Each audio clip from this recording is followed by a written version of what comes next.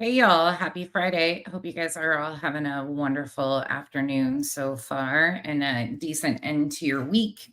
We're going to get back into it. We have interviews to finish. It's quite ironic though, because I posted my thumbnail early this morning and it seems that a creator with over 100K subs seems to be mimicking my content these days. I guess when you can't figure it out on your own, near people who know what the hell they're doing. Anywho, in other news, let's get going.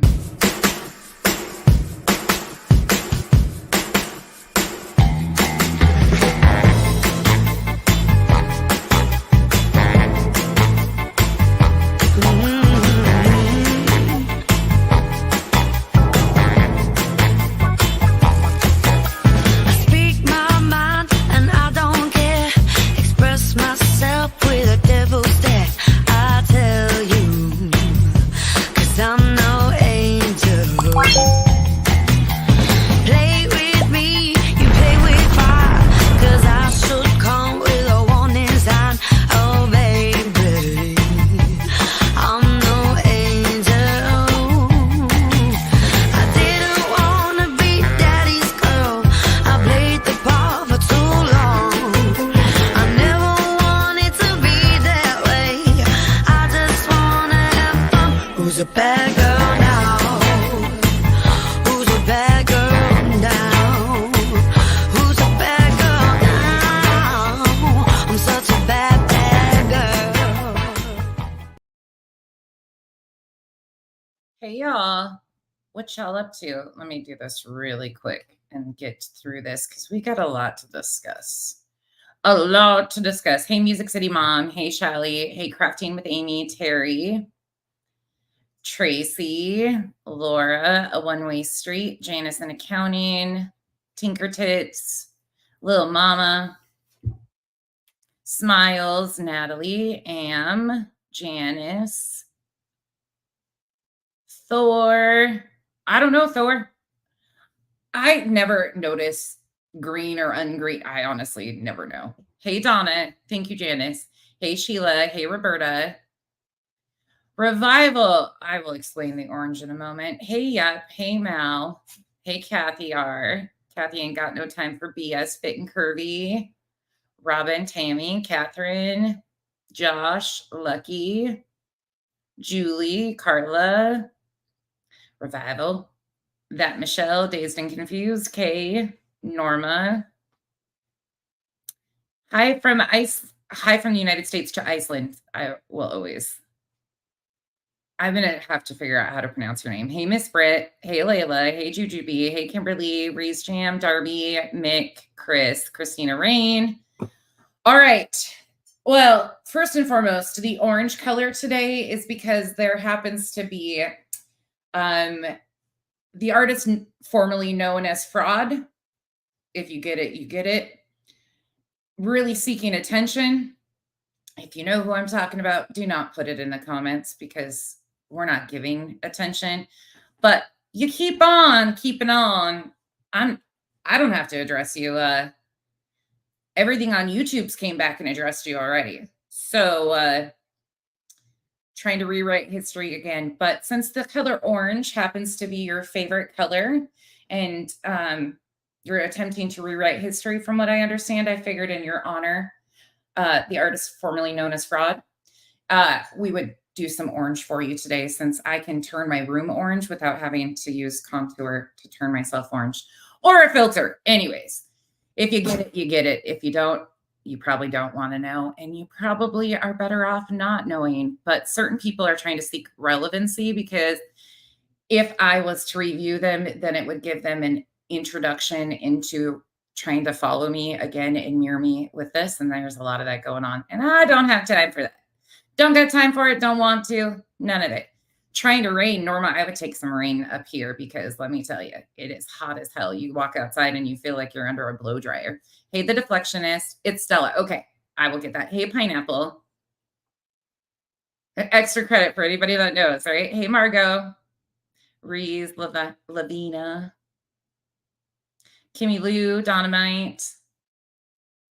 This fits a specific someone. And if you know, you know, and you know how much the obsession has never ended. Certain people just can't get a grip, single white female type stuff, you know? Smiles, you get it. You get it. It actually brings out the sign. I don't like the orange, but it's fine for today. We're just doing it in the honor of a certain someone. Hey, Twist. Hey, Blue. I got a couple dogs. Hey, Toe Beans. Yeah, no, thank you. Hey, keep grinding up. Hey, JJ. Okay, here's what we're gonna do. I'm a little froggy, as you guys know. I have not been paying attention well to a lot that's going on. I've had a crazy busy week, and life is just lifing right now. So I can't tell you a whole lot that's going on. What I do know is that I'm sick of certain people. I'm sick of the harm and the chaos that they're causing in this story, in this situation, including a lot of creators across the board. It's not just one person, it is a whole lot. We are going to talk about a few different things today, a few different creators.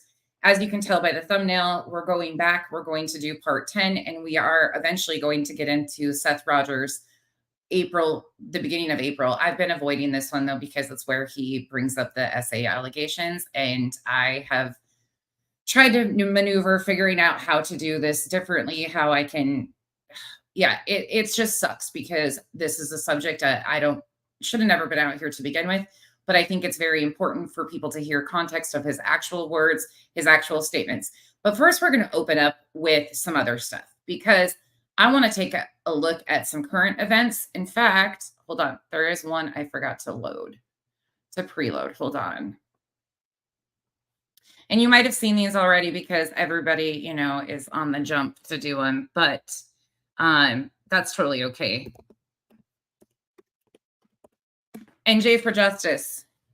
Can you do something about having to wait for my thumbnails to come out so you can mirror me? I mean, it's pretty fucking weird with a creator that size having to run off of other people. Anyways, whatever. I will call that out though, because the irony of that bitch doing the exact same thing. Nobody else was doing this besides Dietz and Gavel way back when. Nobody else was doing this until I did. And that one can't stand me. She has me blocked. But yeah. Anywho, it's just, I guess maybe I should say it's flattering to copy me. I'm just joking. People are so stupid though. I saw that and I was like, are you fucking kidding me? Are you kidding me? Whatever. Okay, here we go. Hey, Chasing, I hope your daughter's doing okay. Hey, Kathy P. Did I miss anybody else? Hey, Stephanie. Oh, you're feeling hey, Duchess. You're not missing shit that I know of, Duchess. I can't tell you. Hey, Christina Rain. I can't tell you what the hell's going on either. And momming it up. If you could only do it, if she could only do it the way I do it. I'm glad to hear that, Chasing. I'm glad she's doing okay. Hey, Patty. Yes, Miss Britt, you should know exactly who I'm talking about. And by the way, to that one, if you're listening, which I'm sure you are, because for some reason you have this weird obsession and are trying to rewrite history again. Again, by the way, everything on YouTube's, aka the best channel, the clip channel, I have no idea who it is back. And I am pretty excited about it. If you haven't seen that channel before, I will post a link in my community description with their video when we're done here. So let's get into this. We are actually going to start with this channel today. Silver's on the scene. So this Silver's on the scene has been quite interesting. This person has been, as you can see, outside the Proudfoot home and is taking videos. Not only that, they went to the RV park and did a 16-minute video stalking them at the RV park too in the previous video. So let's take a look at this.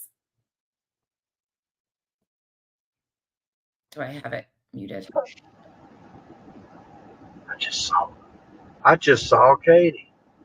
Holy smokes, shakes alive.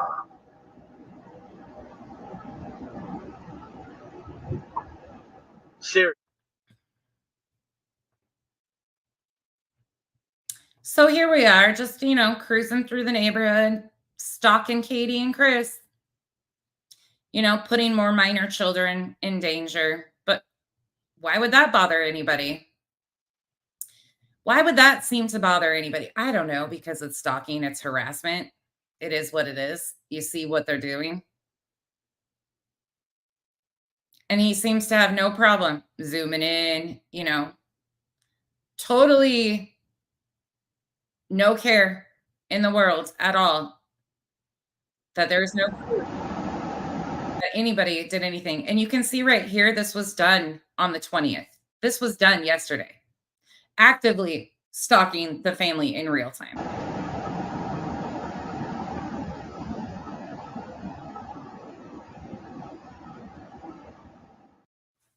How embarrassing that you have to stoop to this level. I just saw Katie. Holy smokes, shakes alive. Acting like there's some sort of celebrity. They have a child missing, a missing child.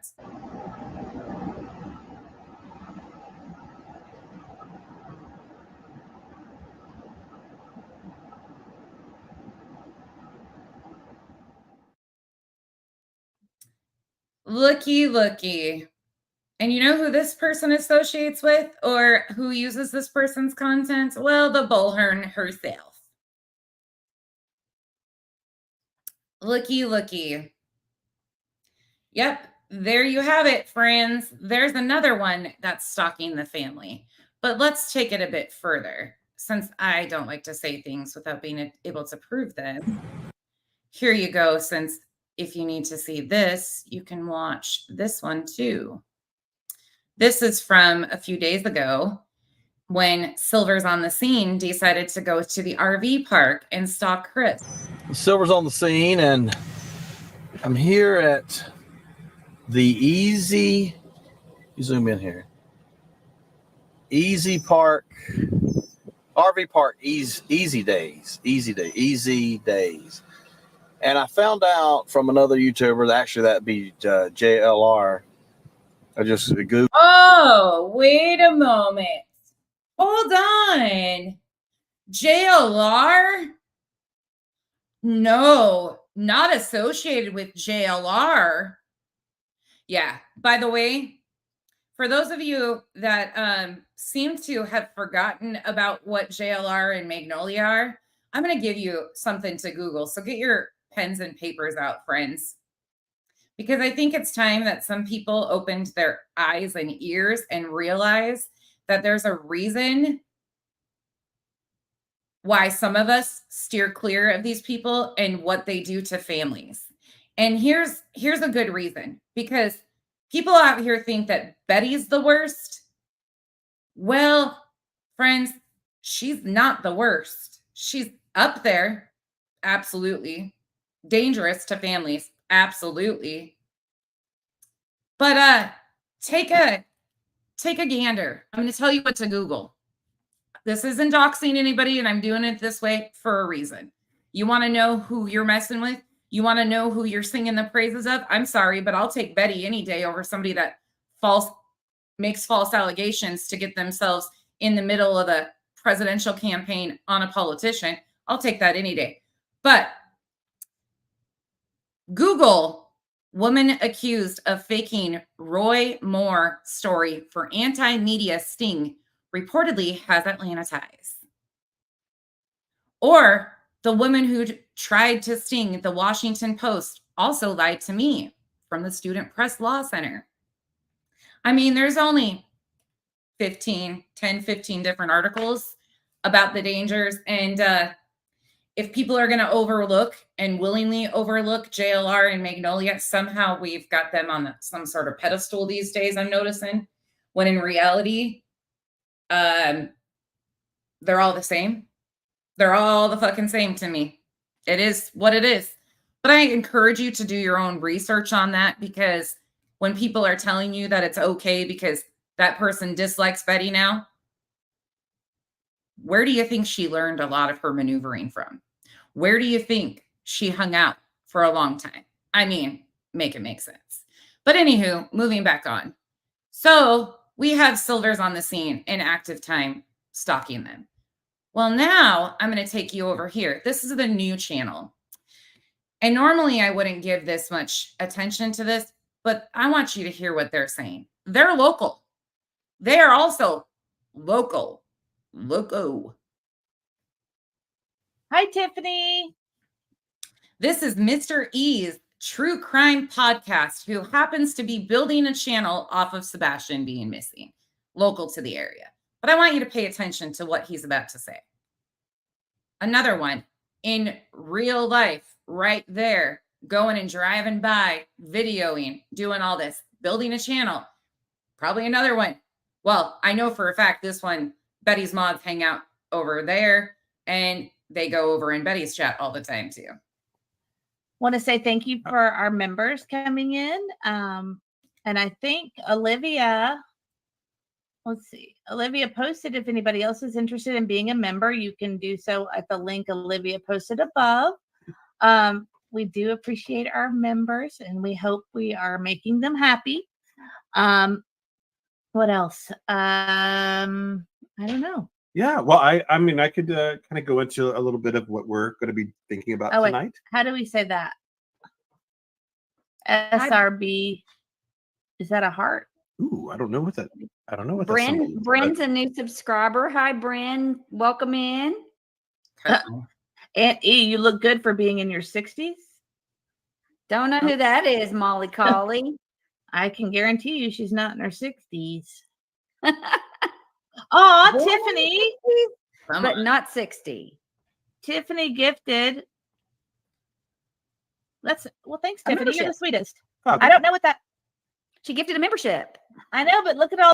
Tell us what. Ever Tiffany saying a lot. It's a really bad memory for names. I remember all of these. I just for anyone that's new to us. Robin, I disagree. I highly disagree. This isn't awareness. This is exploitation. That's what it is. There's a significant difference between awareness and exploitation, and all falls under the heading of exploitation.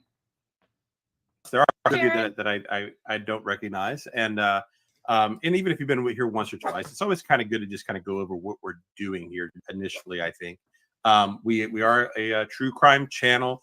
We just started a few weeks ago, and really the reason we wanted to do this was Sebastian Rogers. That was the whole catalyst for everything we're going to do here. So we basically were, as a couple, having these conversations about Sebastian every day, following every little interview and detail that came out.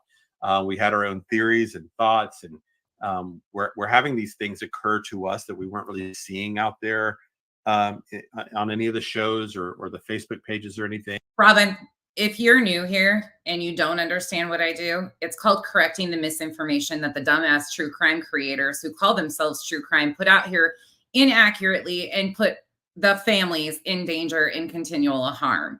We also use their own words and talk about the facts of the story, the actual details, not misinformation, speculation, and doing more damage to the victims. We tend to not re-victimize victims and make up fraudulent stories to fit a narrative against parents when there's no evidence to prove that that's true. That's what I do. And wanted to share them, and then over time we just decided to go ahead and do it. If you're not familiar with the Sebastian Rogers case, he did disappear sometime between February 25th and 26th. He was reported missing that morning. He has autism and chromosomal deletion disorder. 6q27 chromosomal deletion. A 15-year-old boy from Hendersonville, Tennessee. And the appearance at first was that he simply walked out of the home. The appearance at first was that he simply walked out of the home. Without his shoes, without his phone, carrying nothing really but the clothing on his back, his glasses, and a small flashlight. And so a massive manhunt swept the county.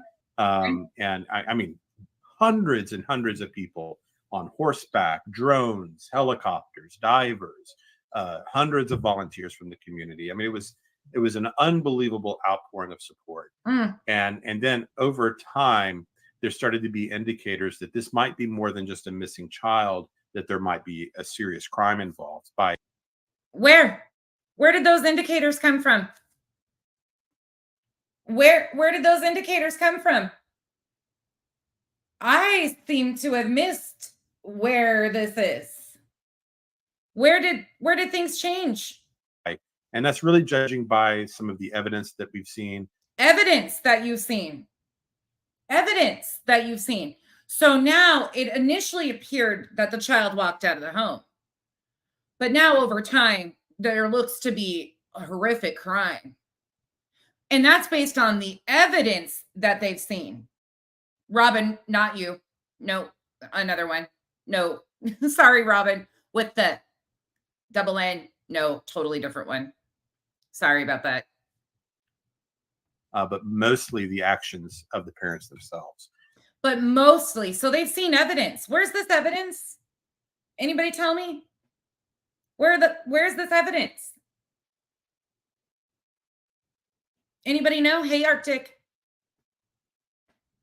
I would love to be able to see this evidence that people seem to have. Because factually speaking, there is no evidence. That's what's stumped everybody. There is no evidence whatsoever. It is an open investigation. And by the way, Jay for Justice, get your fucking shit straight. It is not a criminal investigation. The news screwed up. They've corrected that. The district attorney even spoke on it's not a criminal investigation, what it would need to elevate it to a criminal investigation, but it's an open investigation. Again, you're going back to March and finding clips that have already been corrected. It's an open investigation. It's not a criminal investigation. So that's another bullshit thing that she's spewing too. So that's kind of where we are with the Sebastian Rogers case. We are almost at 4 months, if you can believe that. I think, we were just at 100 days. It feels like yesterday. Oh, I know. But today's the 20th. So just in a few days, we'll be at the 4 month mark. The DA Chasing did an interview with Nick Barris after the whole, hold on, I'll just pull up the article while you guys listen to this. We're all still hopeful. We all, there are possibilities that he's still alive out there somewhere. But the longer he's out there, the more dangerous. If he is still alive, every day that passes, he's in more and more danger. So time matters for him if he's still out there alive. And if he's not, then we need justice. That's kind of our position on it. So what we hope to be for all of you is a place to discuss ideas, theories, and talk about this case that I know we've become obsessed with, and I'm going to guess a lot of you spend several hours thinking about as well. And the last time we talked, we discussed the whether or not this was a cold case or if it was indictments were pending. And that was kind of the topic of discussion. Cold case or whether indictments are pending. Chasing, I'm going to source this for you, what I'm talking about here. Facebook, Nick Barris made this post. It's from quite a while ago. I think that he also did like a short video. It's from May 14th when he says he just spoke with District Attorney Ray Whitley. He cares deeply about this case and meets regularly with investigators for updates. He tells me there is simply no proof right now to support charging anyone with a crime, and you don't charge somebody lightly. You do that and they are found not guilty at trial, and it's over. And then if new evidence surfaces implicating that the same person, you cannot charge them again. This is known as double jeopardy. All I can say is the men and women of Sumner County Sheriff's Office and TBI continue to chase down all leads. In my opinion, have done a terrific job, leaving no stone unturned. Unlike many outsiders criticizing them, I am here and have seen their efforts firsthand. Trust me, I call them out if I thought they were not doing their jobs. So he spoke to Ray, and I think there was a video. I'm pretty sure there was a video that goes along with that too. Just so you have that. But yes, Nick actually explained, and in the post, there's a further post Chasing that explains like what they would need for evidence to elevate it to a criminal investigation versus an open investigation. That's where I'm talking about that. Okay, back to this. Make sure you guys are on the right one. Okay. Yep, you are. We're just going to listen to this for a few more seconds because I find it ironic that everybody is saying that there's evidence. Where's this evidence? Where? So now we have people in real life stalking them. You can go check out their channel, Mr. E's True Crime. They're local too and have been driving by and, you know, doing all the things. And now they're saying that it's an investigation. Fuck. I don't even know. I don't even know what's going on. And we kind of left it at, well, I mean, it looks like this thing's kind of winding down. There may not be a lot to talk about, but as always happens with the Sebastian Rogers story, Right. tons of stuff came out. I mean, you've got Seth doing an interview. You've got relatives, people that know Chris. You know, we've got this thing going on at St. Jude's. We had a relatives, people that know Chris. You mean the cousin that supposedly posted in a Facebook group under an anonymous account and encouraged other people to call the cops, you know, like family members like that? Or are you talking about a sister who made a post? Can you be specific here? a missing child here locally. So because we've got people impersonating family members. We've got people claiming to be a cousin that talked about Chris shitting on a mouse on a stick. Like, can you guys make sense of this stuff? You push off so much misinformation and don't even care to fact check it. lots of these things. And then in the meantime, at a request, we wanted to, we had promised that we were going to do some footage here locally. So we're going to do that tonight as well. So hopefully we'll be able to get to a lot of this. We may not even be able to get to everything on my list. There's so much going on. By the way, there is nothing going on. All of these people putting breaking news and all that shit. No, what is happening now is people are using Sebastian's name to creator fight, for creators to puff their chests at each other. That's all that's happening in the name of Sebastian. So that's where we're at. There's no new information. There's no new breaking anything. Hasn't been from jump. Anybody that's putting breaking anything in their title is clickbaiting you. It's bullshit. Please understand that. Oh, okay. Seth's birthday is today. I did not realize that. Happy birthday to Seth. And we hope... Wait a second. Hold on here. SMHN on. I don't have a clue. I didn't know about that. That's the first time I'm hearing about that. If that happened, I do not know anything about it. I have not been on this YouTube platform a whole lot this week. That's the first I've heard of it. So if you can tell me when, where, no, because I do not fucking stand by that at all.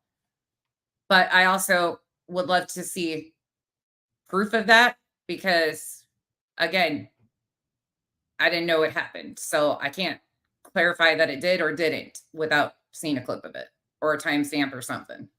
Good news coming for you sometime soon. And you heard him last night on his, what was it called? News Nation interview. News Nation. It was about a 6-minute interview or so. A Maui girl says she wishes Seth would come on the show.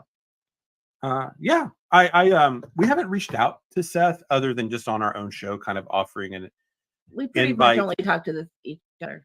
So this channel here is obviously anti-Proudfoot. You can go look at it. Again, it's not about one side versus the other. Yeah, I would love to see a timestamp of this. I'm not going to call it out without showing exactly, like, I want to know details, context, every fucking thing about it. So don't come in here and expect me to call things out based on your words, because unless I have timestamps, videos, anything like that, I won't say it. Yeah, okay. Thank you.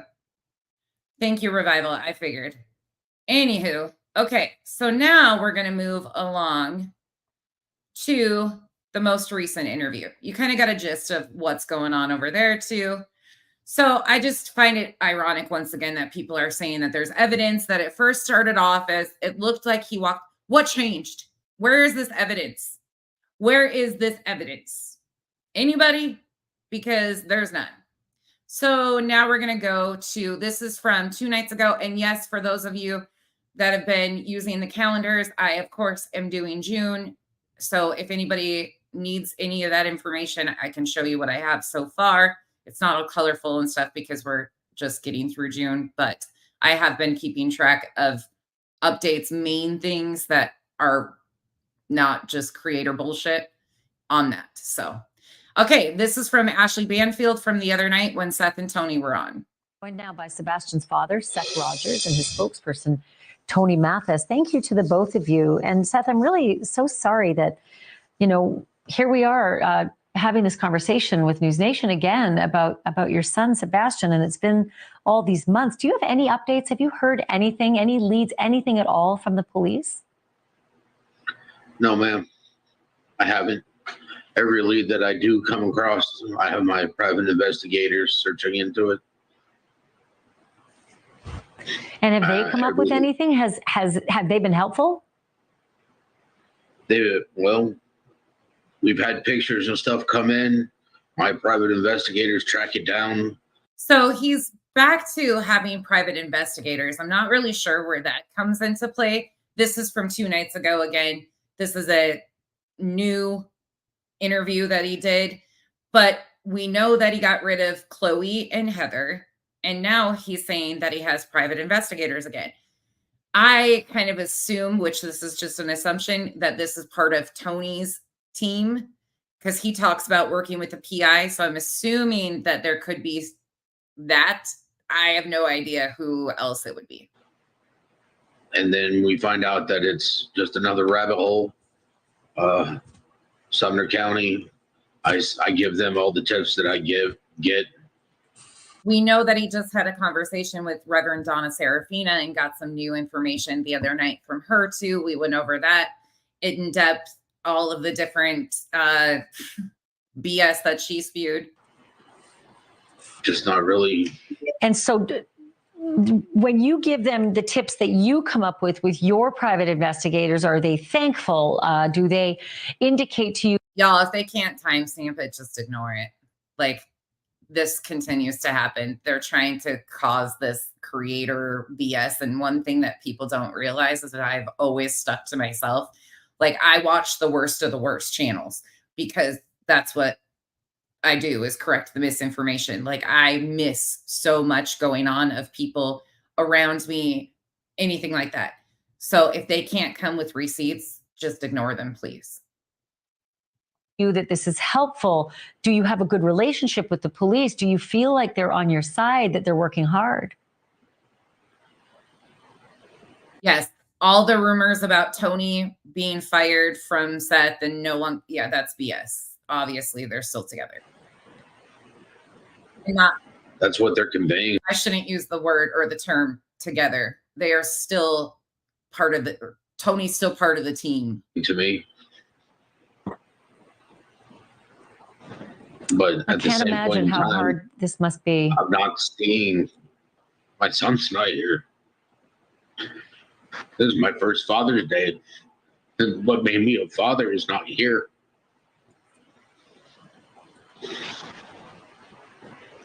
I'm so sorry. He does not look good.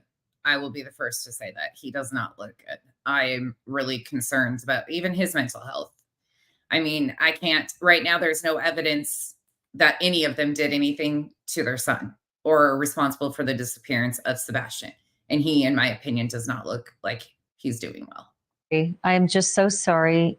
If there's, anything we can do, we'll keep the story, in. Chasing, don't you know, I'm the supposed babysitter, do-gooder, moral authority, hall monitor, every other thing that they want to call me. The news. What's so bizarre is that Katie and Chris packed up and left that home. Are you in contact with them at all? Obviously, you already know that that's not factual because you just saw Silvers on the scene videotaping Katie outside of her home. And we've already talked about the idiots that have been going and following them around. Thank you, Miriam.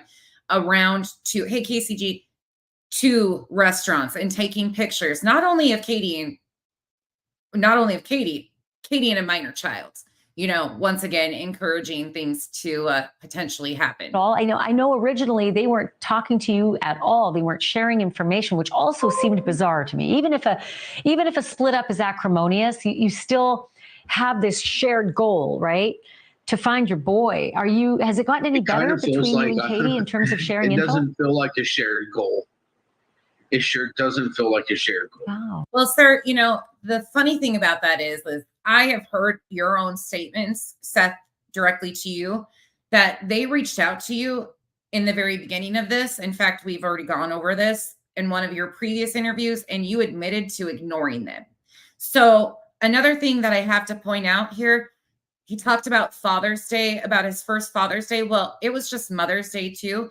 And the creators that you associate with, such as Slimy and others, have put out the most horrific things to Katie on Mother's Day. But I didn't see that happen on Father's Day to Seth. Thank God, because even he doesn't deserve it. But I find it quite ironic. It feels like it's only my goal in all of Sebastian's army. It's their goal. It's my goal. Sebastian's army, who are willing to run with the narrative based off of misinformation, not factual evidence from law enforcement. Okay. Define Sebastian. But as for contact between me and the Proudfoots, there has been no contact.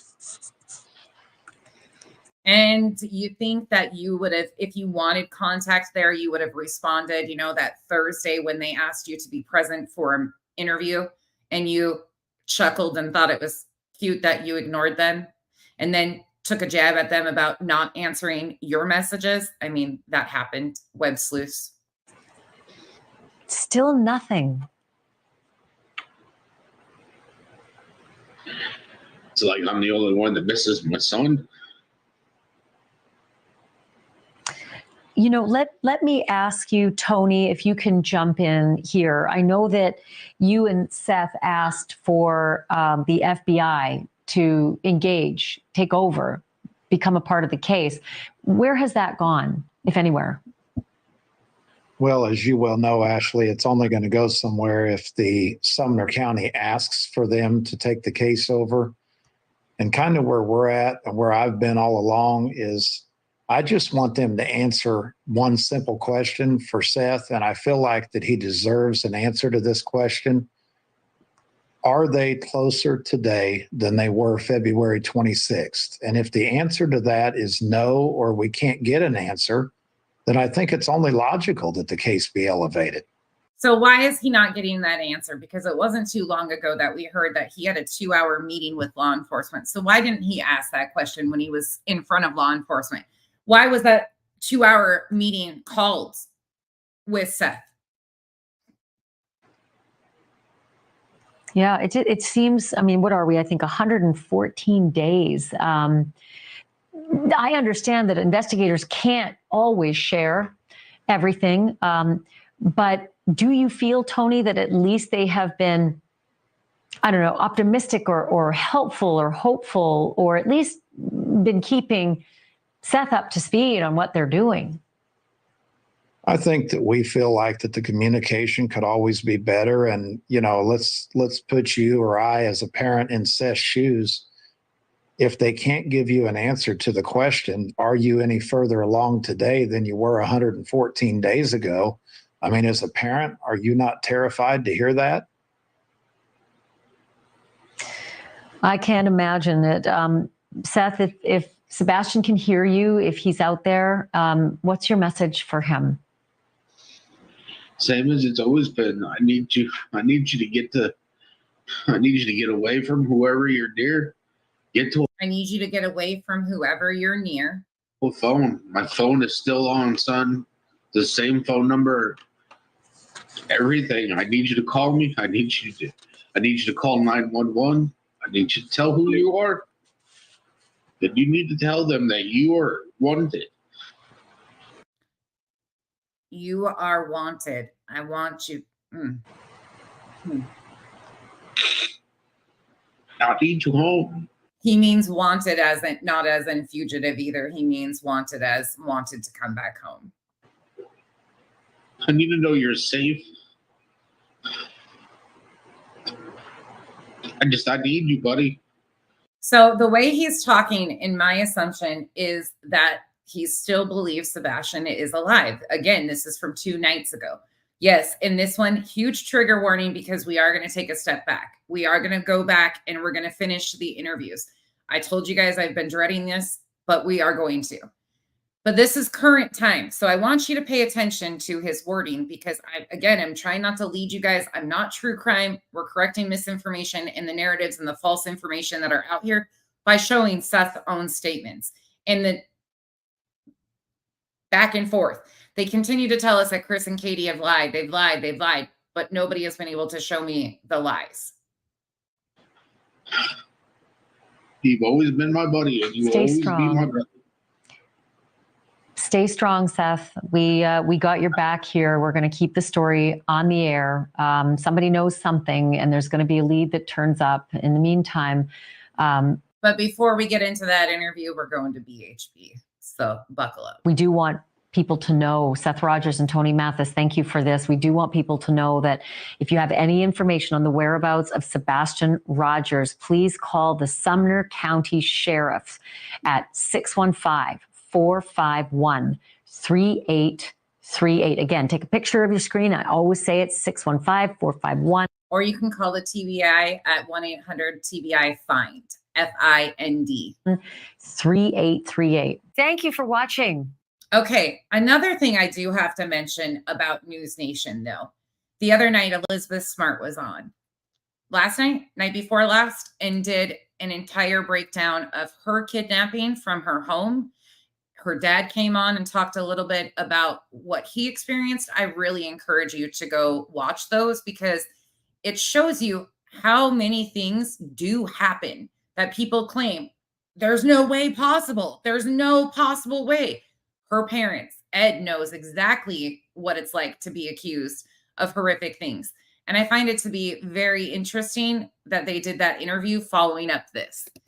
And they talked about how to keep it in the news, all of this. Okay, here we go. So we are going to BHB now. You guys can get your anger and frustration out in this before we get to the other one. This is a short one, and then I've got some timestamps of another one.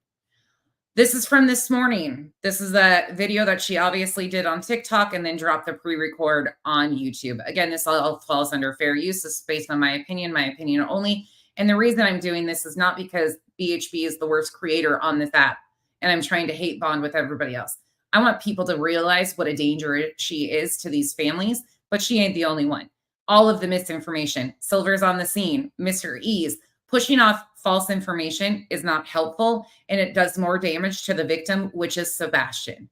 This is all being done. Everybody's doing this in Sebastian's name, right? It's awareness for Sebastian. No, it's not. No, it's not.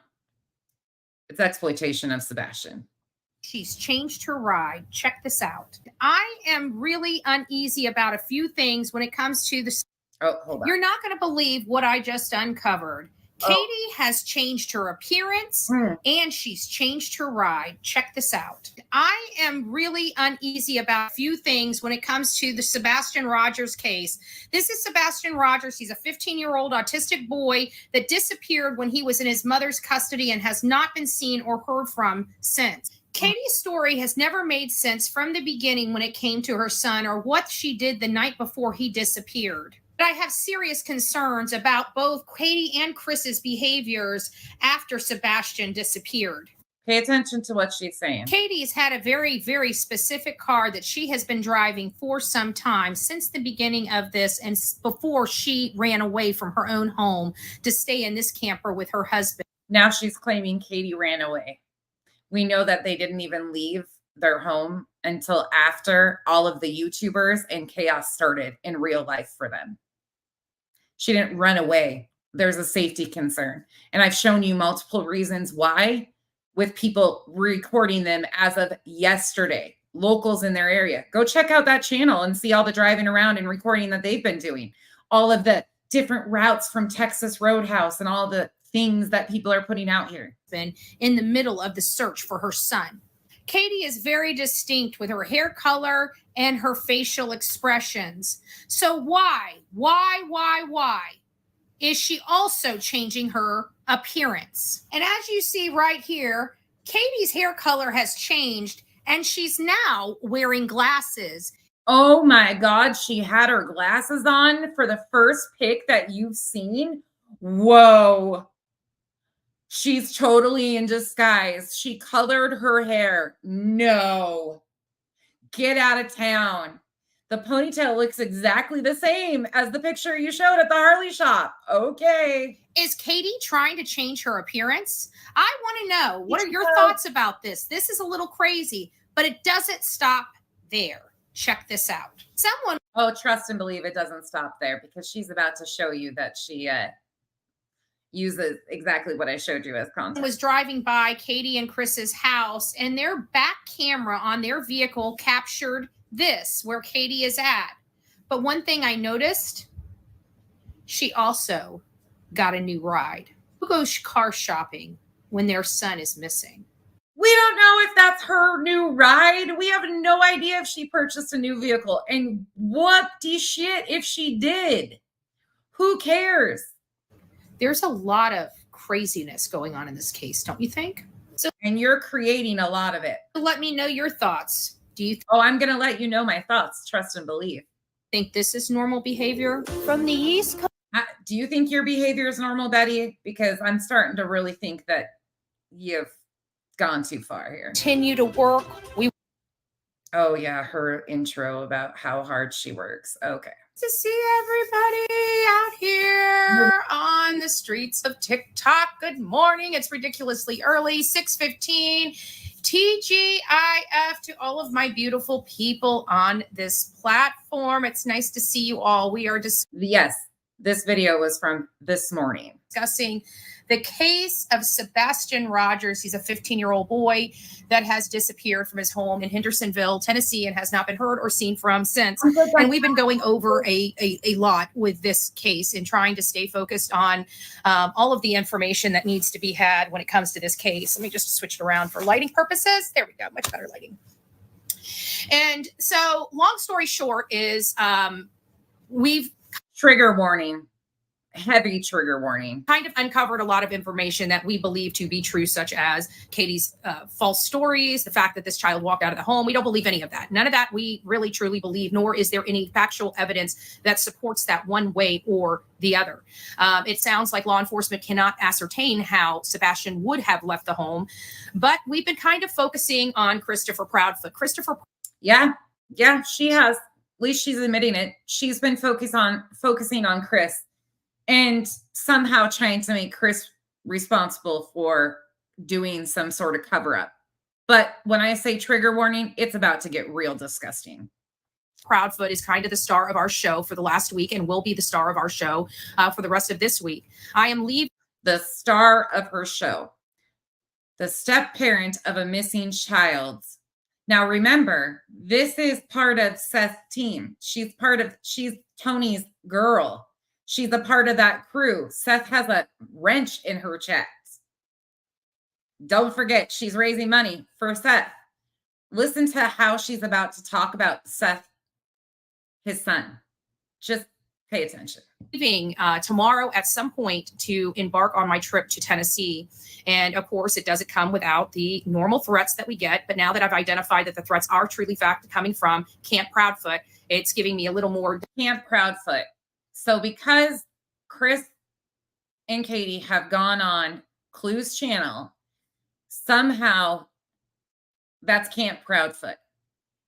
In my knowledge, nobody's doing anything on behalf of the Proudfoot family. In fact, I would highly hope that that's absolutely not happening. I can't confirm or deny because I have no contact there. But you see what she's doing. She's trying to justify her actions with the battle her and Clue have going on. I'm not really sure all of it. Haven't listened to all of it. Not caught up. So just understand that. But she's trying to justify this by trying to state that the Proudfoots are associated there. That's extremely dangerous for the Proudfoot family because it gives her this whole justification. Well, she's part of their team. So they're obviously okay in encouraging this direction and help. So I will be taking obviously natural and necessary precautions while I'm out there to make sure that I'm safe while I search for this boy. And, I deal with this stuff literally every case that I go to. If you deal with this stuff every case that you go to, you would think that maybe you would recognize maybe the way you go about it is a problem. But we've been talking about several different aspects of this case recently, and those aspects are Chris's timeline, whether forensics have been done in the home, and what time Chris could have possibly been at work, whether or not the cranes are operating at 5 o'clock in the morning or not. And so far, we've been getting a lot of information. We've got cameras, we've got traffic cameras that are there. We've got other sources that we can derive information from, although I have not looked into those aspects. Can I ask y'all a question with this camera stuff? Yeah, people are seeing all sorts of stuff. I have personal feelings on what I think I see in the cameras too. But what I find ironic is we know that law enforcement has collected cameras up and down the road. So I find it interesting that people continue to say it's not a trash truck. Why haven't they shown videos from the other, not law enforcement, but if these people are so hell-bent, you would think that all of this was caught on other cameras, right? There would be other angles, other cameras that picked up all of this stuff that they claim they're seeing. We're dealing with jurisdictions here. So there are some jurisdictions that law enforcement in Tennessee have no right to control. So I'm going to be looking at other. Hence why the TBI, the FBI, and the Secret Service are all involved. And another thing about this phone call that Chris and Katie had that was 3 hours long that they continue to try and make into something else. Phone records guaranteed were gathered right off the bat. So if they didn't, and they lied to law enforcement about that, they would have answered questions to law enforcement. We have not heard anything that they have lied to law enforcement about the phone call. In fact, we've heard that all of the parents have cooperated with law enforcement. Aspects of this to derive some additional information. But one of the conversations. Happy birthday, Angel. That we have is going to be a little more difficult and probably less palatable for many of us.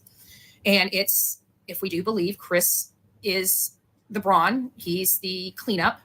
He's the cleanup. This is where I'm going to tell you again, heavy trigger warning, because this is about to be really disgusting. And I find it even more disgusting that the father of the missing child aligns with this person and is okay with this. So to speak, if that's what your theory is leading you to believe, then we need to figure out what he could have done. They're military. So I figured over the last couple of days, I would reach out to the military people on our channels and platforms and see how they would handle it. So she's been reaching out to people that are military, according to her, from her channel.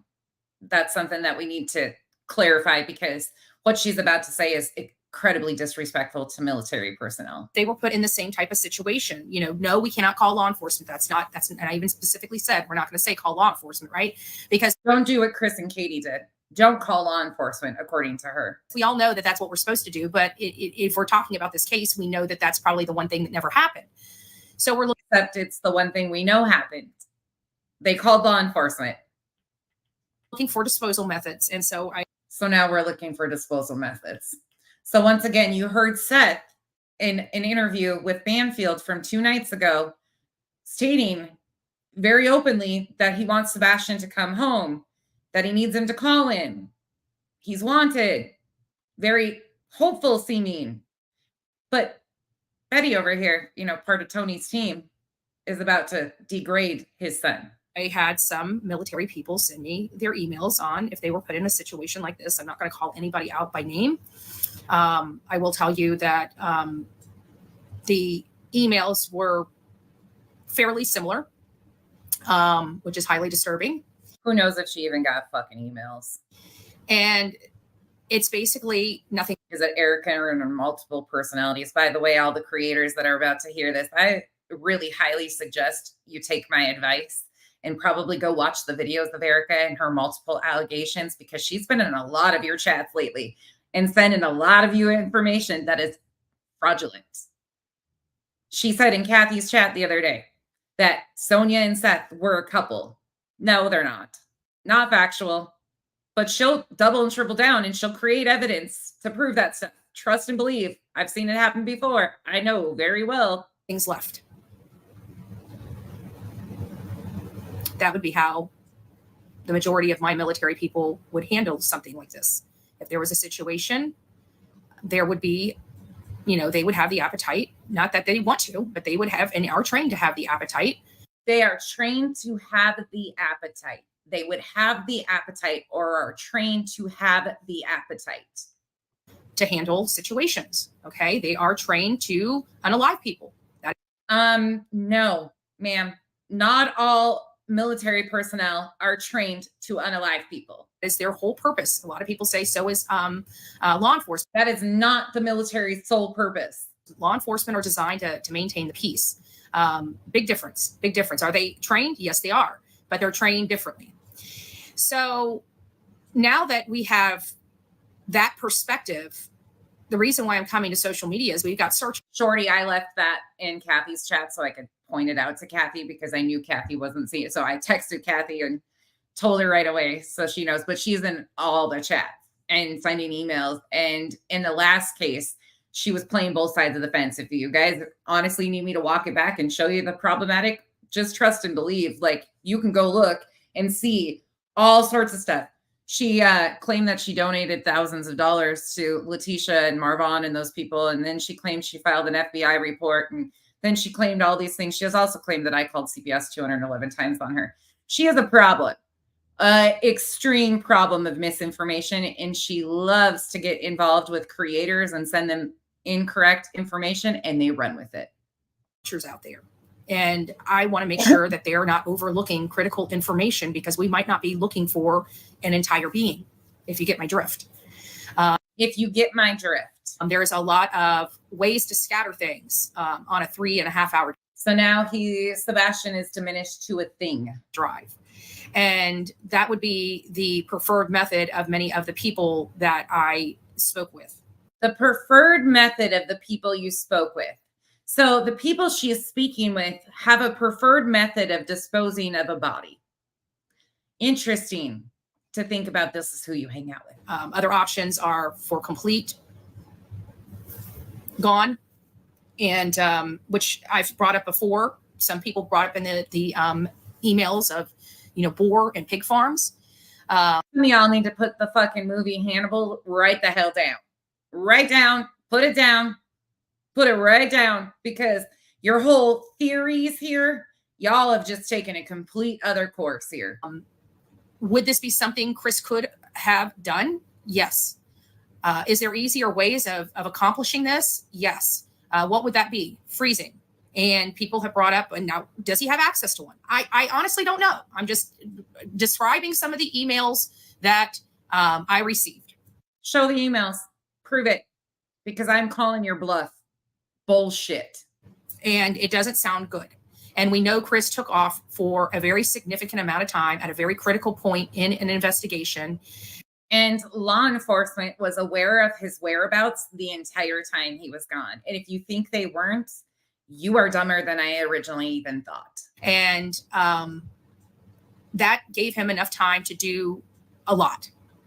And now that we add this aspect possibly into it, it can explain even more about why it was such a lengthy time period that he was gone. This is so disrespectful to all military personnel. And if that's the mindset of the people you run around with, I think it's your mindset more than anything else. And I think, like I said before, y'all have watched Hannibal way too many times. And if you know, you know, that's a whole scene in that freaking movie. This is just disgusting. So we have the father of a missing child going on Banfield 2 nights ago, begging for his son to come home. Then he's associated with this one, has a wrench in her chat. Granted, he probably didn't want it, but she gave it to him. And that's part of the team, she's taken up for him. But now she has diminished his son to a package, parts. Now, I'd have to anticipate that this would leave a massive amount of. It's the best I've ever. I would have to presume that they would leave a massive, and I mean a massive amount. It's her audio, not mine. So there is that if that is the case. But again, it's just I don't even want to really discuss that aspect at all. The thought makes me nauseous. But she's discussing it. The thought makes her nauseous, but she's just putting it out here. But we do have people out there searching, and I think it's important enough. We have people out there searching. Who's your people? That while they're out there searching, I mean, the people that are stalking and harassing the Proudfoot family, following them out to eat at a restaurant. You mean those people? They're not searching for Sebastian. They're stalking and harassing the family of a missing child. that they look for smaller items and be very keen to the fact of smaller items. Maybe get more, look at if you see something out there, see if there's, get knowledgeable about the human bone structure is what I'm getting at. I think that'll be helpful for the searchers out there. They need to be looking for other things besides just a box or a soft spot in the dirt. Kathy, he probably missed it. Can you post it again? Babe, Kathy, you can just text me too, and I can also just have him come up here and read it too if you want. You can text it to me and I can have him look at it too. He had time, is all I'm saying. He had time. We gotcha. Let's see what we got going on here. Hey guys, by the way, it's nice to see you all here this morning. I know it's ridiculously early and most people aren't really up this early, but we always seem to have a fairly good crowd early in the mornings here. And I know why. Because some people don't want to be buying wigs and purses at 6 o'clock in the morning, but they don't mind learning about a case. So I get it. Hi, how are Her morbid fascination with this just makes me sick. they going to arrest the Proud? I'm sorry, but I still remain hopeful, and I hope the rest of you do too. And I hope more people continue to remain hopeful that Sebastian is alive and well and will come home. We have to remain hopeful because otherwise, this is what you turn into. Twist, thank you so much for the gifted memberships. I appreciate you. Welcome to the cabana, everybody that got them. It's because I know they did it. Well, if this child is truly gone, like where the theories that I'm hearing, if that truly is, then it's going, unless we can find evidence, something from Sebastian, that will be the only way that I can see that the Proudfoots could potentially go in for, say, a first degree. And that was part of the reason why it makes me so scared. I'm not scared about her going to Tennessee with other creators. I'm scared of what she's about to do to this family. I'm scared about evidence popping up places. I don't trust her or any of her ex-partners, current partners, anything. These people are dangerous to the families of missing people. These people are dangerous to tragedies. This is not acceptable behavior, and the victims deserve better. And that's Sebastian and his family. As of right now, we have no evidence to prove that anybody did anything to Sebastian. But that's not what she thinks, and she is not about to let it go. She is bound, determined to jam Chris up somehow, some way. And if anybody has contact with Chris and Katie, I implore you to please make sure that they understand the danger with this one and all of her cohorts. It's not a game. This isn't a fucking game. And people are acting like it's a game. But right now, they will have to build a circumstantial case for a second degree or some other type of charge if he's not found. Can they do it? Yeah, they can do it. Would Tennessee do it? I have no hope for Tennessee. If you guys have not understood my drumbeat here, I don't like Tennessee law. I don't like how they how they do their policing. Do I think it's a great state and people are nice? Yes. Do I think that at sometimes they're overly nice? Yes. Do I think that the Tennessee law enforcement, they love their community and they believe their people? Yes. Should they be challenging that and not believing everything that comes out of their mouth? Yes. Do they? No. So I have a lot of problems with Tennessee. I have a lot of problems, that they should be putting stuff in place to help their law enforcement do their job better. It shouldn't be about whether or not they bring the child home. It should be whether the evidence leads them to believe that these parents did something to this child. And What? Hold up. How did I miss that the first time when I listened? I was probably so fuming pissed by the time I listened to this. Hold on. Did she just say what I think she said? Tennessee. I have a lot of problems, that they should be putting stuff in place to help their law enforcement do their job better. It shouldn't be about whether or not they bring the child home. It shouldn't be whether or not they bring the child home. The evidence leads them to believe that these parents did something to this child. And I have to believe that they did. Katie should be behind bars right now. What? Wait, what? There's no evidence that Katie committed a crime. No evidence. Zero evidence. Otherwise, Katie would be behind bars. Yes, Katie was the last person to see Sebastian, just like many parents of runaway children. are the last people to see their child before they run away. What happened to innocent until proven guilty? What happened to our American justice system?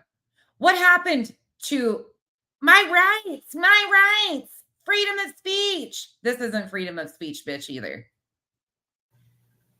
She had a child in her custody. He just, by the way, I'm officially off steroids, but they're still in my system and I'm still a little froggy. So bear with me. disappeared, and there's no proof this child walked out of the house.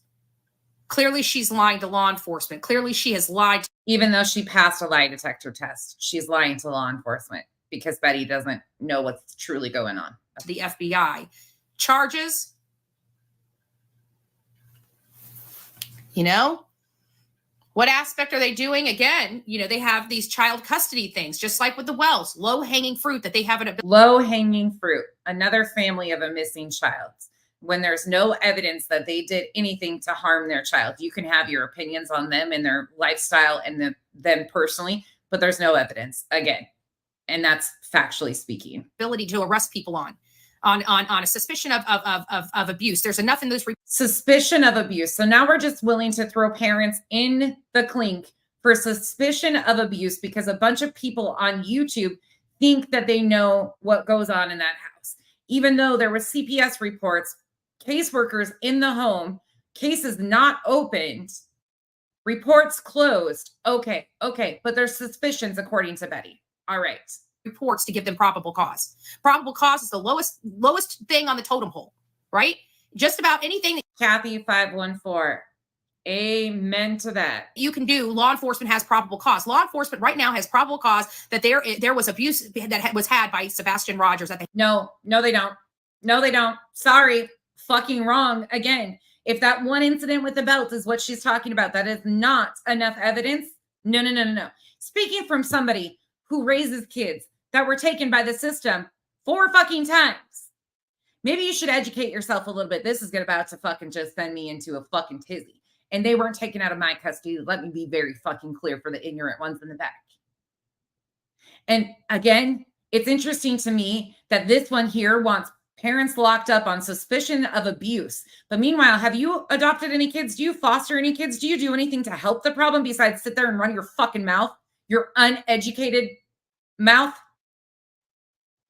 The hands of the Proudfoots. Yet the Proudfoots have not been charged with that. Just like the Wells never got charged. Never got charged. So I don't have any hope for Tennessee. I don't have any hope because I've seen this, and it's not just one county. It's all the counties. It's all the counties that I have been with operate under the same crap, and nothing ever really gets done unless it's easy. If it's an easy case, they got this, right? If the person's actually caught doing the deed, then they got a case. But when they actually have to work for it and build a freaking case, it seems like all the cases that they build fall flat of prosecution.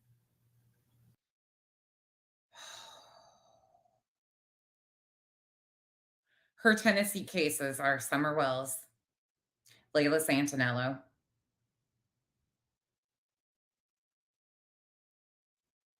and Sebastian Rogers. That's the cases she's talking about. And unfortunately, Summer has been missing for 3 years. And there's no evidence of what happened there either. Shit happens. Again, I encourage you to go watch the segment on News Nation with Elizabeth Smart. She also brings on other survivors of kidnapping, one that was taken for 10 years from the janitor, locked up for 10 years. People are ignorant. This just makes my blood boil. Like, I want to cry because how are you people? Like, this isn't a game either. There is a missing child here, and I'm seeing creators just act like this is a fucking fun in games. I'm seeing this pissing competition. It's just gross. Just saying. I'm not making that up. Hey, we do have Holland Snap that's unsolved. We do have Layla Santinello that's unsolved. We do have Summer Wells that's unsolved. And we do have Sebastian Rogers that is unsolved. And those are the 4 that I personally have knowledge about. I'm sure there are many more that we don't have knowledge about or that didn't make it to social media. It's just sad. It's just sad. This is gross. Is there ever going to be arrest? I have no hope at this point. Wait a second, Stormcat. Hold on. I think you need some correction. Because if you are talking about, hold on. Hold on, a cat wants in. Did Stormcat mention a power washer that doesn't exist? Is that what they meant? Is that what they actually said? Did they really mention? Yeah, absolutely.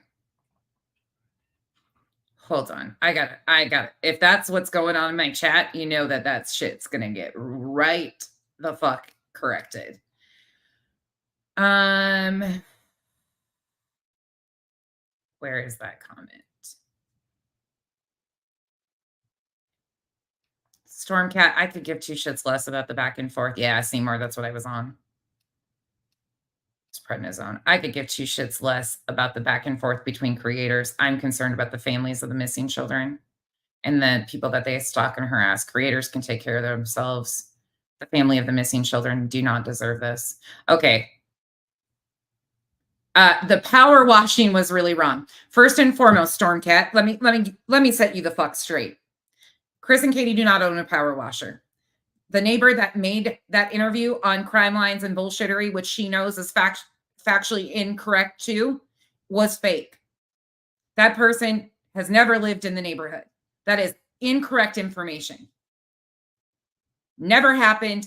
They don't even own a pressure washer.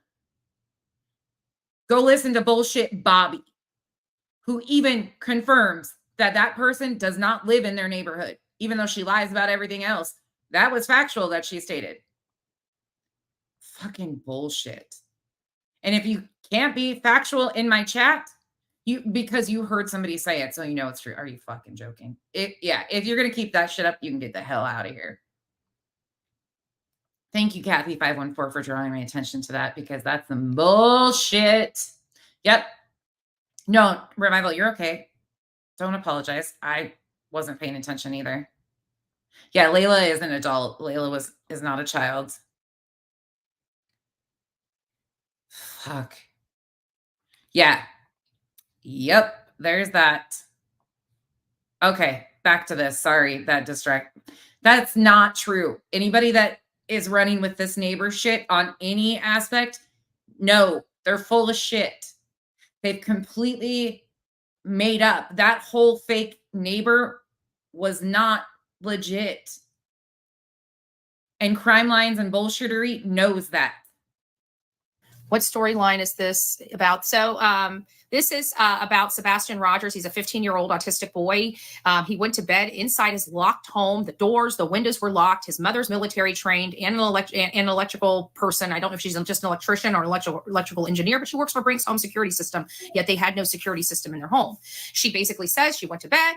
When she woke up the next morning, he was gone. However, the problem is, even though he's highly autistic, he is not a runner. He actually is more in line with sitting in his room playing all day. He could probably stay in his room for 24 hours a day, 7 days a week, if he so chose, if he had enough stuff to keep him company.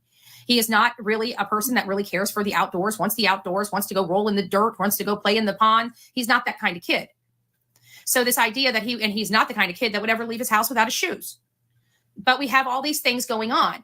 He left his shoes. He left his games. He didn't take any money. He didn't take any clothes. He didn't take anything with him. We don't know that that's factually true. We really don't know what he had when he left. It's been stated that he didn't have shoes on because the shoes that they had purchased him were accounted for. Again, we don't know. There's so many other scenarios that could have happened here. We also heard Seth talk about how Sebastian built this ATM and he had money that he had stashed in it that they found a week later. I don't know if that's factual or not. That came directly out of Seth's mouth. Again, we don't know what is true and what isn't. Unfortunately, that's factual. No backpack, no nothing. Yet this child was going to run away from home. It doesn't sound like any runaway child I've ever heard. Every child that I've ever heard that's ran away from home hoards money, grabs their favorite items to make sure that they have stuff. They hoard snacks. They make sure they pack their bag with fluids and food and toys and trinkets and cash. And maybe he didn't need any of that stuff. We have no idea. That's why it's still a mystery. That's why Sebastian is not home. This did not happen. Most of the kids tell their families that they're going to run away. If you don't leave me alone, I'm going to run away. Never had that happen. Some of the people that run away tell their friends that they've had it at home. They're going to run away. They're going to go live in the woods. That never happened. But somehow this child just magically thought of in the middle of the night with no provocation whatsoever to get up, get dressed partially, and walk out a door in cold weather when they have sensory issues. It doesn't make sense. It's never made sense. People that don't know Sebastian could probably, which many of us were, hook, line, and sinker, we believe the parents until we realized the parents were being deceptive to us. Excuse me, what? How are the parents being deceptive to you? Because law enforcement, who they've worked hand in hand with, has said they've been cooperative, but they were deceptive to you? Wait, because they added additional irrelevant details to their story when they were talking and being asked questions about Sebastian, things that weren't there on the baseline. So they add in inconsequential information that is not necessary. That's not lying. That's either remembering certain things, being asked other questions. The baseline of their story has never changed. That's factual. Sebastian Rogers disappeared, vaporized. And vaporized. Fuck, Betty. May very well have literally at the hands of Chris Proudfoot vaporized. At the hands of Chris Proudfoot vaporized, which we know from Seth's own PIs via the Web Sleuths interview that Chris Proudfoot's alibi, even with Seth's PIs, was that he was in Memphis at the job site. We've listened to Seth's own words numerous times say that Chris was in Memphis. It changed over time. He started to pull away from that narrative. But in the beginning, he was very stern on he was in Memphis. Oh no. I'm just saying that we need to be looking for, we can't be looking just for Sebastian, 5 foot and 110 to 120 pounds. We can't be looking for that anymore. We have to be looking for both options, both possibilities, that he's in one piece or that he's not. Was she like this in the Summer Wells case? Did she do this to this extent? I know she was in the Quentin Simon because I was there for that. We also still have to look at the possibility that he's out there somewhere. I don't want to take that away either. Was she morbid that fast? I guess is what I should clarify. I know she's got a history of doing, but was she this morbid with Summer that fast? I know they went to Don's job and got him fired, and they were really proud of that. Trying to get flyers and everything into Alaska, because many people believe that his family drove him to Alaska to keep him away from Seth. I know that for a lot of people that makes sense to them. For me, in the real reality of these KCG, I'm not even. Account was made today. No proof, no nothing. They keep coming. This has been happening. This whole babysitter Becky thing. These type of cases, it makes no sense to me. I don't believe it. I think it has no benefit. It sounds good. It's creative. It's thinking outside the box nonetheless, but everything has to have a benefit. They're not going. Everything has to have a benefit. Going to go through all of this. I mean, sending their child to a school, sending their child to family, sending their child, to other places. That's not a crime. You understand that? They would be able to do that and tell law enforcement, yeah, I sent him to this and there's not a damn thing you can do about it. And law enforcement would go and check and see if the boy's healthy and happy. And yes, and then it becomes a civil matter between the parents. They both had joint custody. There's no criminality here. Why would they make themselves felons for lying to law enforcement? Felons. If they were lying to law enforcement and there's proof of them lying to law enforcement would be handling that situation. And since when is it a felony automatically to lie to law enforcement? On a non-criminal case. That's why it doesn't make sense that this child was placed somewhere. Because if he was placed somewhere, the parents could say, yes, he's here. And that's it. But they're not. This is painful. And they have no place that they can point anybody at to find him. And their story is forever changing. Not true. Again, the baseline of their story has never changed. Is this the boy missing? And we can walk all the fucking way through that too, if you guys need me to, because I will show you the baseline of their story has never changed. We've listened to a few of their interviews, but we can go back through at that too, if we need to. This is so ridiculous. I'm so disgusted by humans right now. This is heartbreaking. Yes. This is the boy that's missing out of Hendersonville, Tennessee. Yeah. Mm-hmm. It sounded like a sweet boy, and it's sad because, there at the beginning, Chris said, because this child was SA'd at the age of 8 by a 13-year-old boy under his mom and Christopher's custody shortly after she got custody of him. And by the way, that is not accurate about the age of the other child. I have heard numerous people say that that's not true, but I will remain impartial until Katie or Chris speak publicly about that. But Katie made a Facebook post after that anyways. I don't know how long after custody, but she went from Seth being the primary caregiver to her being the primary caregiver. And all of a sudden he was injured in a very sensitive way. And Chris basically said that. And Seth released that, and that's what we're about to watch. And that we, the public, would not help if we learned about that. There's a lot of twisted thoughts that Chris seems to think everybody is like him, and we're not like him. There's not a lot of people that are like him, but in his mind, he thinks he's normal, and he's not. But it's you who thinks you're normal, reaching out to people that you know from the military who have an appetite for disposing of bodies. That's normal. Okay. All right. Do we think they're hiding him because CPS? No. No. I really don't think that it has anything to do with CPS. I think this is just a very simple thing. Something happened inside that house. Sebastian was most likely overstimulated that day, and it sounds like he had a meltdown. It sounds like he may have struck his mother. His mother may not have been with it. Whoa, wait. Where did any of this come from?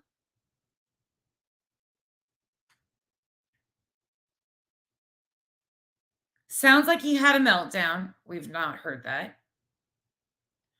Sounds like he struck his mother. We have not heard that. Where is she getting these details that are not factual? And she may have lost her stuff. And when everything was over and done with, it was too late. That's what I truly believe happened. And I believe that when she realized in Betty's head, that's where this is coming from. Okay. She immediately called Chris. And that's why that weird phone call came in at 9:43. And I think Chris probably was like, oh crap. I don't know who he called on three-way. I don't know if he has a second phone, like a work phone, but there is that possibility. I believe if he has a work phone, they got the records. Law enforcement has the records on that. Secret Service was brought in to go through the data. The reason why there was such a call for that long is Chris left his phone at the house or in the camper. And I think Chris got into his vehicle and went to his mother's and grabbed his mom's car and went over to his house and helped Katie with whatever she needed. Even though he was in Memphis at a job site on the phone with law enforcement. Okay. Was his mother or Terry Bowersox involved? It is absolutely possible. Do I believe that it all starts and ends with those four people? I do. There's no proof that the Bowersox have any involvement in anything. And again, none. I absolutely do. I don't know why.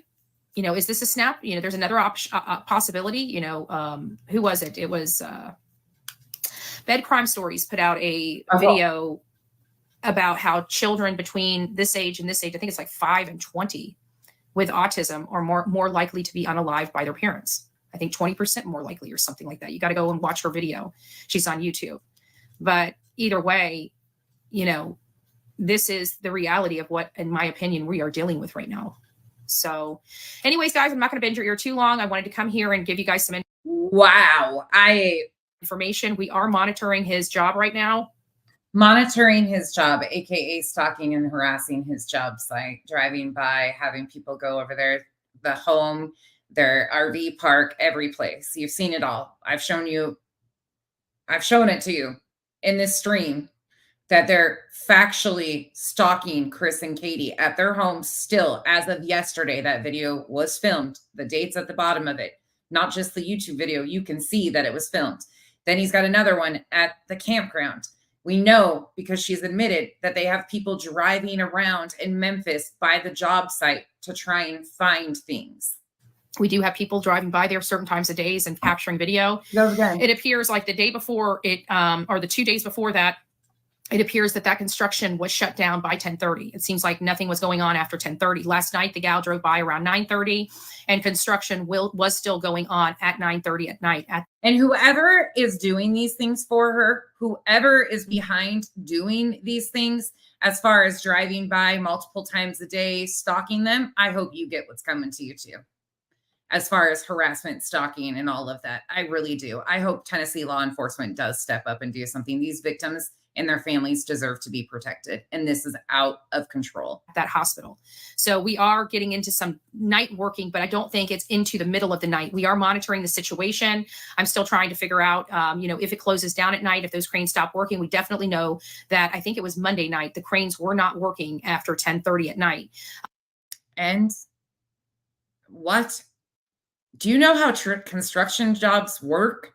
And then last night they definitely were operating. They were operating at 9:30 at night. So we are honing in. Just to let you know, we are honing in on times. We're definitely going to know if it's a possibility of him being at work at 5:15 in the morning, even though they're on a completely different phase of the construction project. So the crane's going to be operational at different hours because they're in a different phase of the project than they were in February. But forget all that, right? Or what would have given, if there was a delivery or something like that, it should be well known, because no matter what, you got to boot up that crane in order to move equipment. And those crane lights, you can't avoid them. They're bright, they're very noticeable, and we have traffic cameras. Audacity, can you give a lesson in crane operations? And so if those cranes are operating and they are moving at 5:15, there will be huge lights, and you cannot miss the crane's operation. When the crane is not lit up, it is turned off. When the crane is lit up and you see the lights on it, it is operating. It is operating. So we need to find out, could it have been operating? And if it was operating, what time it started. We did get an opportunity to see the crane start moving. I think it was Monday again, around 7:30, 7:40 time frame in that window. So and those people have to climb up those stairwells. Could it take about 30 minutes to get all the way to the top of that? You bet your butt. Have you ever climbed a mountain? It is a slow process. Wait, babe, did you just hear that? She's claiming that it takes 30 to 45 minutes to go up. Oh, Lord. So you ain't running up those stairs, right? You ain't running up those stairs. So it does take a little minute to get from the ground up to the Audacity, make sure you turn your flashers on so Betty can see you up in your crane, okay? And your hard hat. And make sure you take 45 minutes to climb up to that crane. Where he seats and operates the crane. Either way, we are honing in on that aspect of it. But for those that are out there, please be cognizant of bones. When you're searching, look at the ground. Are you noticing any type of bones? I would think that, there might be some bone fragments. And here we are right back into this shit. Are you, Betty, you're not okay. It's on the side of the road as opposed to. You got something to add right quick? I didn't hear exactly what she said. She's talking about a crane. He's a crane operator, a union crane operator. And she's talking about how it takes 30 minutes to climb up into a crane. And she's talking about how the lights, they're having people stalk the job site. 30 minutes. Yeah.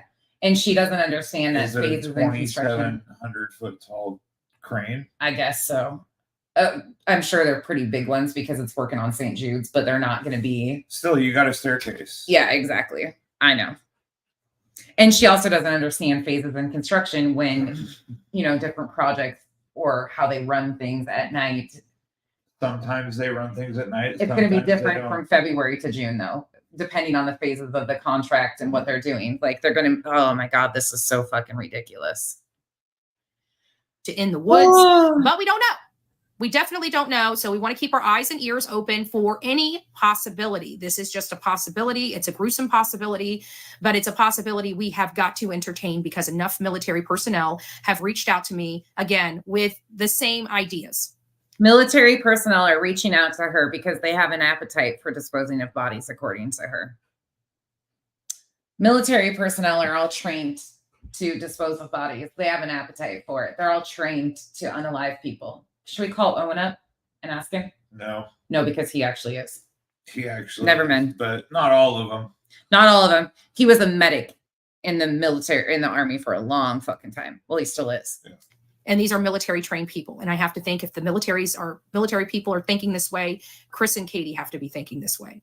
All right, guys. No. And all of our military friends would tell you you're insane and disrespectful to military. Chris served in the Navy for 16 years, and this is the respect he gets. I'll be back later today to give you guys an update. Tomorrow, we're going to be doing a road trip. So I don't know how often or how much you guys are going to be seeing or hearing from me tomorrow. But it's going to be a 12 to 13 hour drive for me. I will try to come live several times just to give you guys updates on where I'm at, what I'm and put other people's safety in danger as she Please drives down the road. doing. If you have not subbed up to my YouTube channel and you are monitoring and following this case, you are going to want to sub up to my YouTube channel. For all the new latest misinformation, speculation, and blatant fucking false allegations, sub right up to Betty. When I'm out in the field, I usually go live from my YouTube channel. I do lives here to create content. However, when I'm in the field, my lives are ran in the field from my YouTube account. Here on TikTok, you guys are going to get videos of the work that I'm doing out in the field. I'll prepare the work. This is her work. Right. Yeah. She's in the field. Yeah. In the field, aka her bed. our videos. If you guys haven't watched, I just prepared one of my first videos that I have done in a while. So get over there, get on my channel here on TikTok and watch that video. All right. We're going to do one more because now that I have Kyle right here, I want him to hear a couple more things. Can I say one thing? This depending on what you're about to say. This is why I hate the fucking internet. Is because people like this were those weird ass people on like Shouldn't we think they're guilty? that were just fucking like talking to a wall. In the past, people would never pay attention to them. Now they just go. They got a platform. Yeah. To spew their bullshit, and their people believe them. All right. I've got 3 timestamps I want you guys to hear in this one. KNS, thank you for the gifted memberships. Welcome to the cabana. Kyle still has cheesecake. I still have cheesecake. Yeah. He's still got cheesecake in the fridge. He needs to finish. We had cake, cheesecake, all sorts of stuff this week. All right. Buckle up, friends. And then I'm not going to torture you any longer with Betty, but I want to have you listen to a few of these. Again, this all falls under fair use. This is from her Sebastian Rogers Forensics, Tennessee. And there's, like I said, there's 3 spots we're going to listen to. Bedding and clothing. They did that at the house. They did that at Seth's house. They did that at multiple locations. But we don't know about the extenuating family, the external family, like Kathy and Terry Bowersox. Because so for full context, she's talking about how they don't know. She doesn't know if there was forensic actually done. She ran through and read all the qualifications of an Amber Alert, yada, yada, yada. This is the tail end of that. We don't know. We know that they would have at least questioned them at minimum. And the questions may have been difficult. And that may be the reason why Kathy and Terry got out of Dodge 2 days after. They would have been interviewed immediately up front. Or they could have had a pre-planned trip already arranged to Alaska. I mean, that makes more sense that the trip was pre-planned and they were told by their son and daughter-in-law, please go. We don't know what's going on. Continue on because it's a work trip. I mean, that would make sense too. And they left. They left. So I want to go over here to the star because I know I missed something. Oh, Michelle, thank you for gifting a Bullhorn Betty membership. If you received your Bullhorn Betty membership, please do not forget to tell Michelle. Thank you. I wanted a big shout out to all of my beautiful mods that are keeping this chat clean, and I hope everybody's really appreciating it. Don't forget to tell your mods thank you for all that they're doing. They work very, very hard, and it's not easy when we have 800 people in chat. So we want to give them a big thank you, mods. You're so appreciated and loved. None of them really come over here and mess with my mods. Thank you for covering my ass all the time for the fake shit that I say. Yeah. Thank you for going along with all the fake bullshit that I put out here. My mods would kick my freaking ass in a heartbeat if I did this shit. Shout out for doing an amazing job. We've been discussing, all this stuff related to the forensics and what they should be doing and what they should not be doing and everything like that. But at the end of the day, it comes down to why are we doing this? Why are we putting Tennessee on a pedestal? It's because we have more cases there that I'm personally involved in than any other state. That she's personally involved in. She's personally involved in these cases. Jesus, take the wheel. How is she personally involved in these? She's not a PI. She's not an investigator. She's not an investigative journalist. She's not law enforcement. She's not a relative. She's not family. She's not involved. How is she personally involved? Granted, she's got connections to Layla's mom. She's got connections to Seth. Who in the Summer case would she have connections to? Nobody. She got Dawn fired. I would assume that they don't even talk to her anymore. Yeah, she inserts herself. One of the things that I noticed when it comes to the state of Tennessee is the fact that if the child is missing and a body is not found, then nothing ever happens. No charges are brought, not even the ones that they can charge for, such as endangerment. Like Don and Candace Wells should have been put in jail for at least 2 to 5 years. 2 to 5 years. Don and Candace Wells should have been put in jail for 2 to 5 years. For the conditions that they allow their children to live in. Because they lived below poverty. Again, I'm not condoning their lifestyle or anything of that nature. But they should have gone to jail for 2 to 5 years because of the environment that they lived in. It was unhealthy. It was unsanitary. And until they... I can agree with some of that, but still doesn't make it... You know how many people live below poverty in situations similar? Are you fucking kidding me?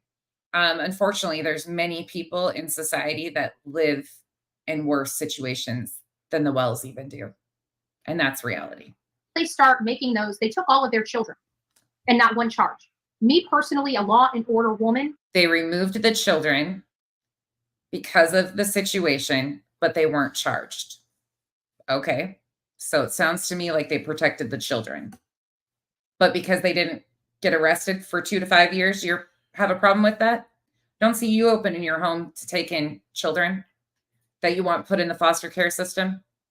I see many people talking about how all these people's kids should be taken away and put into the foster care situation, but I don't see any of them signing up to be foster parents. Thinks that that is not what I consider due process. If they did not commit a crime, then it is not for the state of Tennessee to remove a child. I feel that a crime has to be committed. Negligence is a crime. In certain situations, it can be. Abuse, child abuse, is a crime. So it is of my belief, if you're removing children permanently from any residence, there better be charges that come behind it that warrant that removal of the child. There are a lot of parents out there that I have talked to that have said that their children have been removed wrongly. It's amazing she talks to everybody. That they had no help. That makes me sick. So you know what would stop that? Charge the parents. If you got enough to remove the children, charge the damn parents. If you don't, give the kids back. That's how we roll. That's how we roll. That's how we roll, huh, Betty? That's how we roll. Miss Child Advocate Extraordinaire. That's how we roll, huh? No, thankfully, that's not how the system works.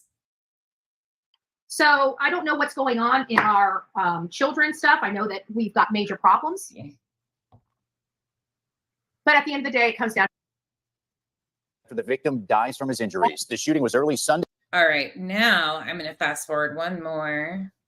She goes on to read some more stuff. Give me 1 second. Yeah, it is painful, and we're not even done yet. Okay, here we go. Actually, let me go a little bit forward. Okay. And they didn't have it right. And the parents went over there and took the law into their own hands and got themselves in a lot of trouble. Oh, hold on. Back up. To do with her daughter's disappearance. She's not even considered a suspect or a person of interest in the matter. And she started looking at the statutes and laws. And she's talking about Jennifer Santinello and the disappearance of Layla Santinello. That's what she's talking about. And she's talking about how Jennifer has nothing to do with her daughter's disappearance. Policies and procedures, and realized that they're in a criminal investigation, and that's why they shut down on her. It's a very simple thing. So it's not that they're cutting him out, but you got to think the reason why they do this is because so she is trying to say that Jennifer went and looked at the statutes in Tennessee. When it's a criminal investigation, they don't have to tell anybody anything. So Layla's situation is completely different than Sebastian's. Let's be very transparent on that. Completely different. But she's trying to say that that's why they're not giving Seth information. It is, again, not a criminal investigation. It's an open investigation. Be very clear, because multiple creators are trying to tell you now that it's a criminal investigation once again, and it's not. In the past, there have been times that they shared stuff with the parents and they didn't have it right. And the parents went over there and took the law into their own hands and got themselves in a lot of trouble. There are many reasons why. Who? She's talking about vigilante justice. Who went and took, who did law enforcement tell something to that wasn't factual that went and took the law into their own hands? You're right, Audacity. I never tried to purchase any locomotives. Never talked to anybody that sold locomotives. Nothing. Yeah, just like crane operation. They're different Two worlds. different worlds. Yeah. Crane sales and operation is completely different. That's fuck. Law enforcement does not share this information with people. Now, the problem is by them keeping, even though they can clear Seth, to me, it seems like the reason why they're keeping Seth as a person of interest and not closing him out is twofold. I think it's strategy, because once Seth is cleared, he'll be able to get additional resources that won't work with him until he's cleared. And I think it has to do strategy-wise. Additional resources that he can't access until he's cleared? What are you talking about? That's part of the strategy. But the other part is if they clear him, then I feel like the focus goes directly on Chris and Katie Proudfoot. And that would be a major, major problem and cause Chris to freaking lose his shit. And I don't think law enforcement wants to deal with Chris. That could be another possibility. It may be a possibility I'm not even thinking about. But the most important, I don't think they're going to share anything with Seth because he's a distraught father. He has a fuse, short, when he goes from 0 to 60. And I understand why. When he goes from 0 to 60, but she's out here gaslighting and encouraging all of this. Holy shit. Chasing, I would be horrified to probably see her coverage of Summer Wells. It's your kid. What? I'd love to see how the public tells you to calm down, right? Or not to act freaking like an insane lunatic. Because I'm telling you, if anything happens to anybody in my family, I'm going to act like an insane lunatic. Okay? And if anybody has a problem with it, oh well. Betty, I think you're already acting like that. That's my opinion on what you're displaying. But so he's doing better than Bullhorn Betty. But so the father of a missing child is doing better than Bullhorn Betty. I agree. He's one of their own. But I think that they're doing it for his own protection, whether he likes it or not. I personally don't think Seth. Or the fact that his own PR guy said that law enforcement asked Seth to do a few things in the very beginning and he refused to do them. And the reason they asked him to do that was to build trust and communication with Seth. And every time they've asked him to do something, he's not complied because we don't know. That came out of his own PR guy's mouth, though. That was a problem in their relationship. Again, there's a whole TikTok video that was recorded, and I think we've gone over it on YouTube already. I think Seth should be updated with, but see, I think it should be general information. Like, I don't think they should be blocking out. I think they should be providing him at least minimal general information. Like, like Tony had asked, are you further along today than you were on the 26th? The answer is most likely yes. Just give him the yes. You see what I'm saying? Don't tell him the details. Just give him the answer. If it's not general, what difference does it make at this point? I don't think that. Don't worry, we are almost done with the Betty segment of this, but I wanted to highlight the harm that she actually does to the families. Meanwhile, trying to align herself with one of the family members while trashing and disparaging the missing child, Seth's child, Katie's child, Chris's stepson. She talks about him as a package, all of these other things. Anybody that is dealing with Seth honestly believes that he is a person of interest in this. Even the assholes that are bashing him don't think he's a person of interest. He's just getting the clicks and the views, so that's who they just. Kyle tapped out already. I can't take her. Kyle said enough. I'm going to go through the computer. He says enough. Side the bash. And make up stuff about. Betty, please send this to Seth along with my message to him. Seth, we love you, and we will not stop until we find out the truth. Happy birthday, Seth. We love Sebastian and you. God bless y'all. Both. Sebastian's army forever. Thank you. I will let him know that that's there. It probably won't be sent until tomorrow. Yo, Cheryl, did you just fucking come in my chat and tell me to not use foul language? You can get the fuck right out of here, okay? It's fuck off Friday. Fuck the fuck off. If you don't like me using language, don't tell me to be a lady because I use foul language. We don't have sensitive little skin over here. I cuss like a truck driver. I don't give a shit if it hurts your sensitivities. I ain't for you. Goodbye. You found your way in here. Click that fucking button and Betty is dumb as a box of rocks. By the fucking way. Have a good day. Be blessed. Just FYI. Fuck it. So, but it will be sent. All right, guys, that really is all I have for you guys today. I'm going to go through here and see if there's anything that I can. Everybody just has a lot of birthday wishes for Seth, and what a sweet. I'm glad he can come here and look at chat and see that people care about him, care about his well-being, and more importantly, care. I can't stand a fucking dumbass that comes in my chat telling me not to cuss. You walked yourself in here. I didn't invite you here. Okay? Don't come in here telling me to act like a lady and don't cuss.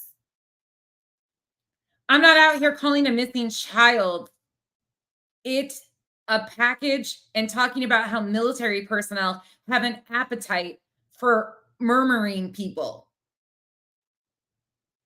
You're okay with that, but not me cussing. Okay. Yeah, shut the fuck up, lady. Yeah. Period. About finding answers about his son, and leaves our judgment at the door. The day that somebody is, guilty, that will be the day that we attack them. That's right, Chico. It's no fucks Friday, no fucks given Friday.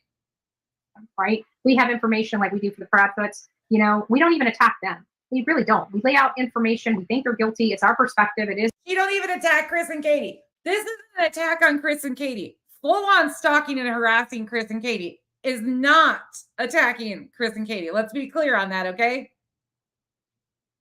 Don't get it confused. Betty has it confused. It's what it is, but we don't attack them. These people have been vicious and vile and unhinged in their attacks on Seth. And it's wrong. What? Wrong. No matter how you flip this, it's wrong. The people that are doing it, it's wrong. But their anger is overriding their better judgment. What?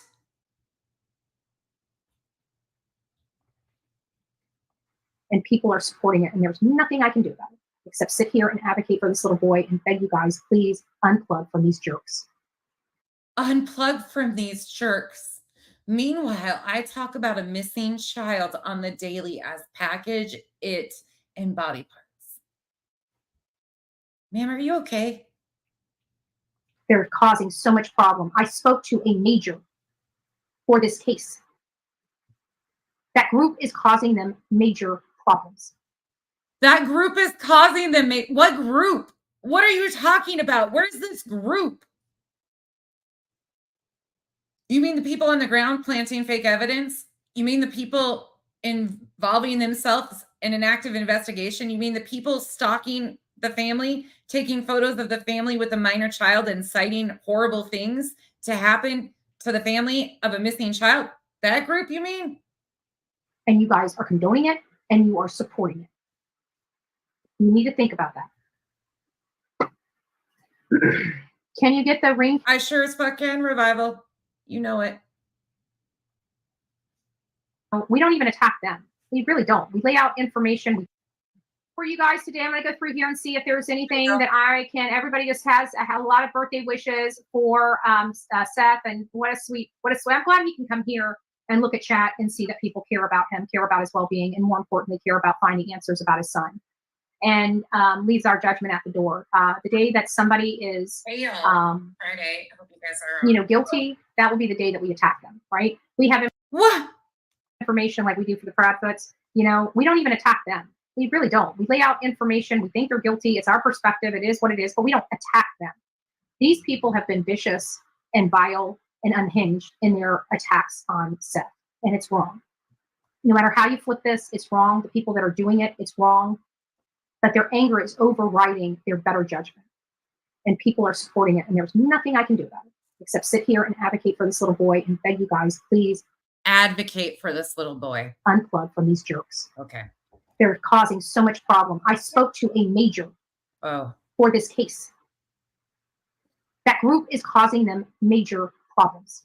She talked to a major for the case. You mean an agent, a sergeant, a detective?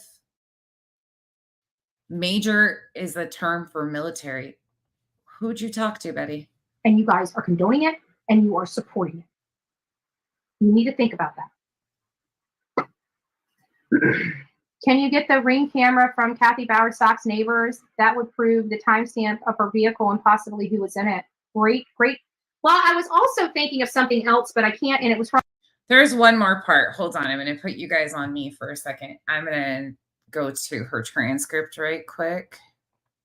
Give me a second. There is a part in here that she talks about autism that I wanted to highlight, and I must not have clipped it. Hold on.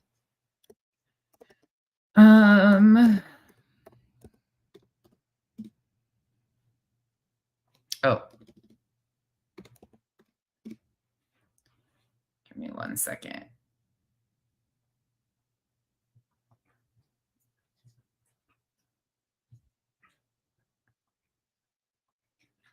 Was it this one?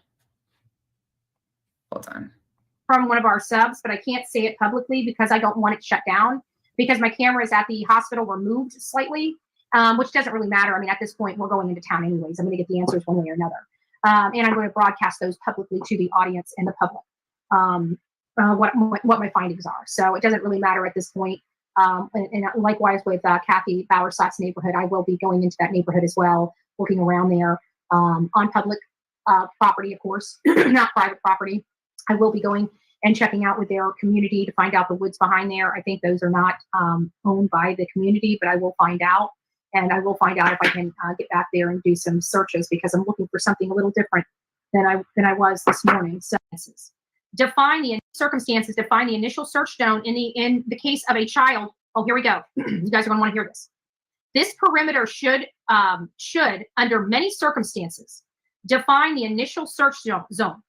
In the case of a child on the autism spectrum, it is imperative that all nearby bodies of water are searched immediately, as many of these children are drawn to water or other. He's reading facts about like the Amber Alert system, things of that nature. But there's a spot in, I think it's in this one, that she talks about how they didn't know much about autism, but now she's really educated on autism. And I found that to be quite ironic. Other hazardous areas such as traffic lights or trains. 10, make an initial assessment of the type of incident by employing all available assessment tools, such as completion of standardized forms, interview with parents, other family members and friends, statements of witnesses, and search of the scene. An officer should be able to reach a preliminary determination regarding the type of case that should and the type of additional resources needed for the specific case. And we know within 24 hours, this case heated up. We know within 72 hours, we had the DA out there on the scene. So we have, action that's not normal and customary with a missing child out there. Here's another note on this as we go into number 11. It says, note, officers must be cautious. This is in here. I even highlighted it. Oh, Lord, she used her printer. Okay, I'm done. I'll find that later. He's extremely high functioning. Yeah. Chasing, I know. I'll find the clip and I'll clip it. You're chasing spot on. Speaking from personal experience, because she lives this life. Like, Lord, help us all. All right. Okay, so we are at the stage where we are going to transition. We are now switching gears to go to the last interview that we are at, which is Justin on TikTok. Please understand that this is the one where allegations of SA are made by Seth. Please understand that this is a very hard topic and should have never been released publicly. Unfortunately, it is out here. It has been dissected. It has been gone over. But I want people, I'm not doing this to re-victimize Sebastian in any way, shape, or form. I have tried to figure out how to go about this. Showing it in full context so you can hear Seth's own words is, for me, the best option, because unfortunately, we all know what the allegations are and they get stuck in that after this. So I think having the foundation is imperative. Please understand, I know that this is very triggering for most people. If you need to step away, please do so for your own mental health. But we are going to do this interview and we are going to be done. Yes, Chasing, I debated over and over again. I was having discussions with people like, how do I go about doing this the best way to not do this? Full context is the best. So we are going to do this one. And then the next stream we do will be Pascal's follow-up after this. And we are going to continue to get through the interviews. Sorry, I've had a crazy week. I haven't been much on here and present, but we are going to continue on. Again, this is all under fair use. This is from Justin on TikTok, who seems to have moved himself away from the case too. Okay. Again, for detail, factual wise, this is from April 3rd, 2024. The title of the video is Interview with Seth Rogers, Sebastian Rogers' dad. And here we go. Thank you all for being here once again. And if you wouldn't mind, would you please hit the thumbs up? I have never said that before, I don't think. And it's really awkward to say that. Oh, we'll get through his self-promotion. Hold on. I forget he promotes his book and stuff, which is fine, but we don't need to hear it. Okay. All right. Hey, Seth, how's it going? Yeah, it's going. Yeah, I know. Yeah, we don't have to do the pleasantries on that. I know it's not going well for you. This is Straight Talker. I'll see if I can find it. Hold on. We're over a month of you not having any rest, right? Constant interviews, constant everything. Constant something. I don't know what it is, but I don't wish it upon anybody. No, what you're going through is a parent's absolute worst nightmare. Before we get started, I don't think you need any introduction, obviously, but before we get started on questions and things like that about Sebastian, who this is really about, is there anything that you want to say to the people before we start? Thank you. Thank you, all those that are helping me find my son. Thank you for everybody who's showing up to search. Thank you, everybody who's putting out flyers, even where they live. Every little piece helps. I want my son's name and face plastered everywhere. And if somebody out there is watching this and you have my file, he's mine. I need you to just drop him off at an open gas station and tell him to go inside and tell him who he is. And tell him to call 911. One of the questions I was going to ask you later, but let's go ahead and get this one out of the way because it goes with what you're saying. Other than what you just said, is there any other message that you would like to convey to anyone who might have information about Sebastian's whereabouts? Anything that you want to say to them at all outside of what you just said? Show up. They email me. There are people on Facebook that for all these sites, send it to them. You know, there's Miss Terry Lynn. She has a podcast. She wants people to send her tips. If you're local and you have a tip, come by where we gather before we go out to search. I live in Clarksville. You know, you'll find me. My truck's pretty easy to make. I mean, there are people. Even if you want to call where I work, call, and they probably won't like this, but call Davidson County Sheriff's Department. Tell them that you have a tip. They'll get it to me. So he's telling people to call Davidson. Yes, it's April 3rd, Revival. April 3rd. Here, let me show it again, just so everybody has it. April 3rd, 2024. So we're finally in the beginning of April. Yeah, he's asking people to call Davidson County. Again, this was April 3rd, 2024. We're continuing to go through the interviews and listens to Seth's own words. This is from the April 3rd one. Any other questions before I go? Pretty sure I've gotten a lot of support from Davidson County. Yeah, I'm positive which he works for Davidson County, just in case anybody doesn't know.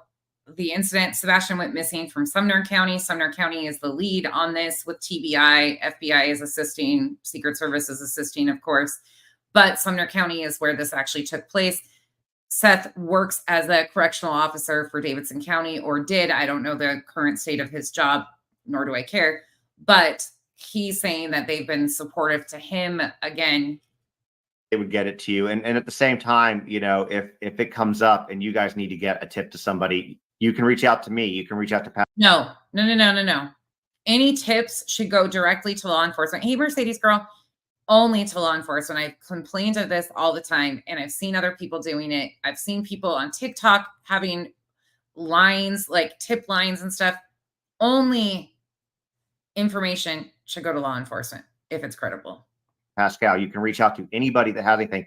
for me, out of all the cases that we've talked about, this one really hits me hard because I am local. I live in Sumner County. It is very, very close to me. This is my community. Sebastian is my neighbor. And even though you're in Clarksville, you are too, although getting from here to Clarksville, there's not a straight shot. But, this is... Do what? I said that's because of 24. Yeah, I know that's because of 24. They could make a thing, but they haven't. But that's a different discussion on a different day. Like a bypass. But this is my community. And so what I want to say is they're out there searching every day. This is, a lot of volunteers have come forward. They still need things, which we'll talk about more. But if you are local, if you are in the Nashville area, you can devote some time. Please, come out and search, drop off supplies. Are they still doing the supplies over by off Volunteer Drive? No, we are at 127 River Road, Hendersonville, Tennessee. It's over by the Rudder, which is a restaurant on the water.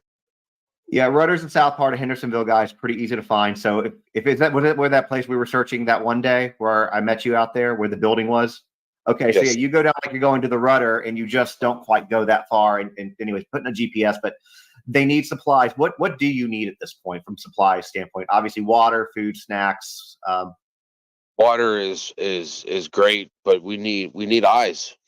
We need people. We need people. We need people to come together as a community. This is a 15-year-old child that doesn't deserve what has happened to him to have happened to him. Yeah, I agree with you. And he's a special needs child, which makes it that much. A 15-year-old child who doesn't deserve what has happened to him, but we don't know what has happened to him. More.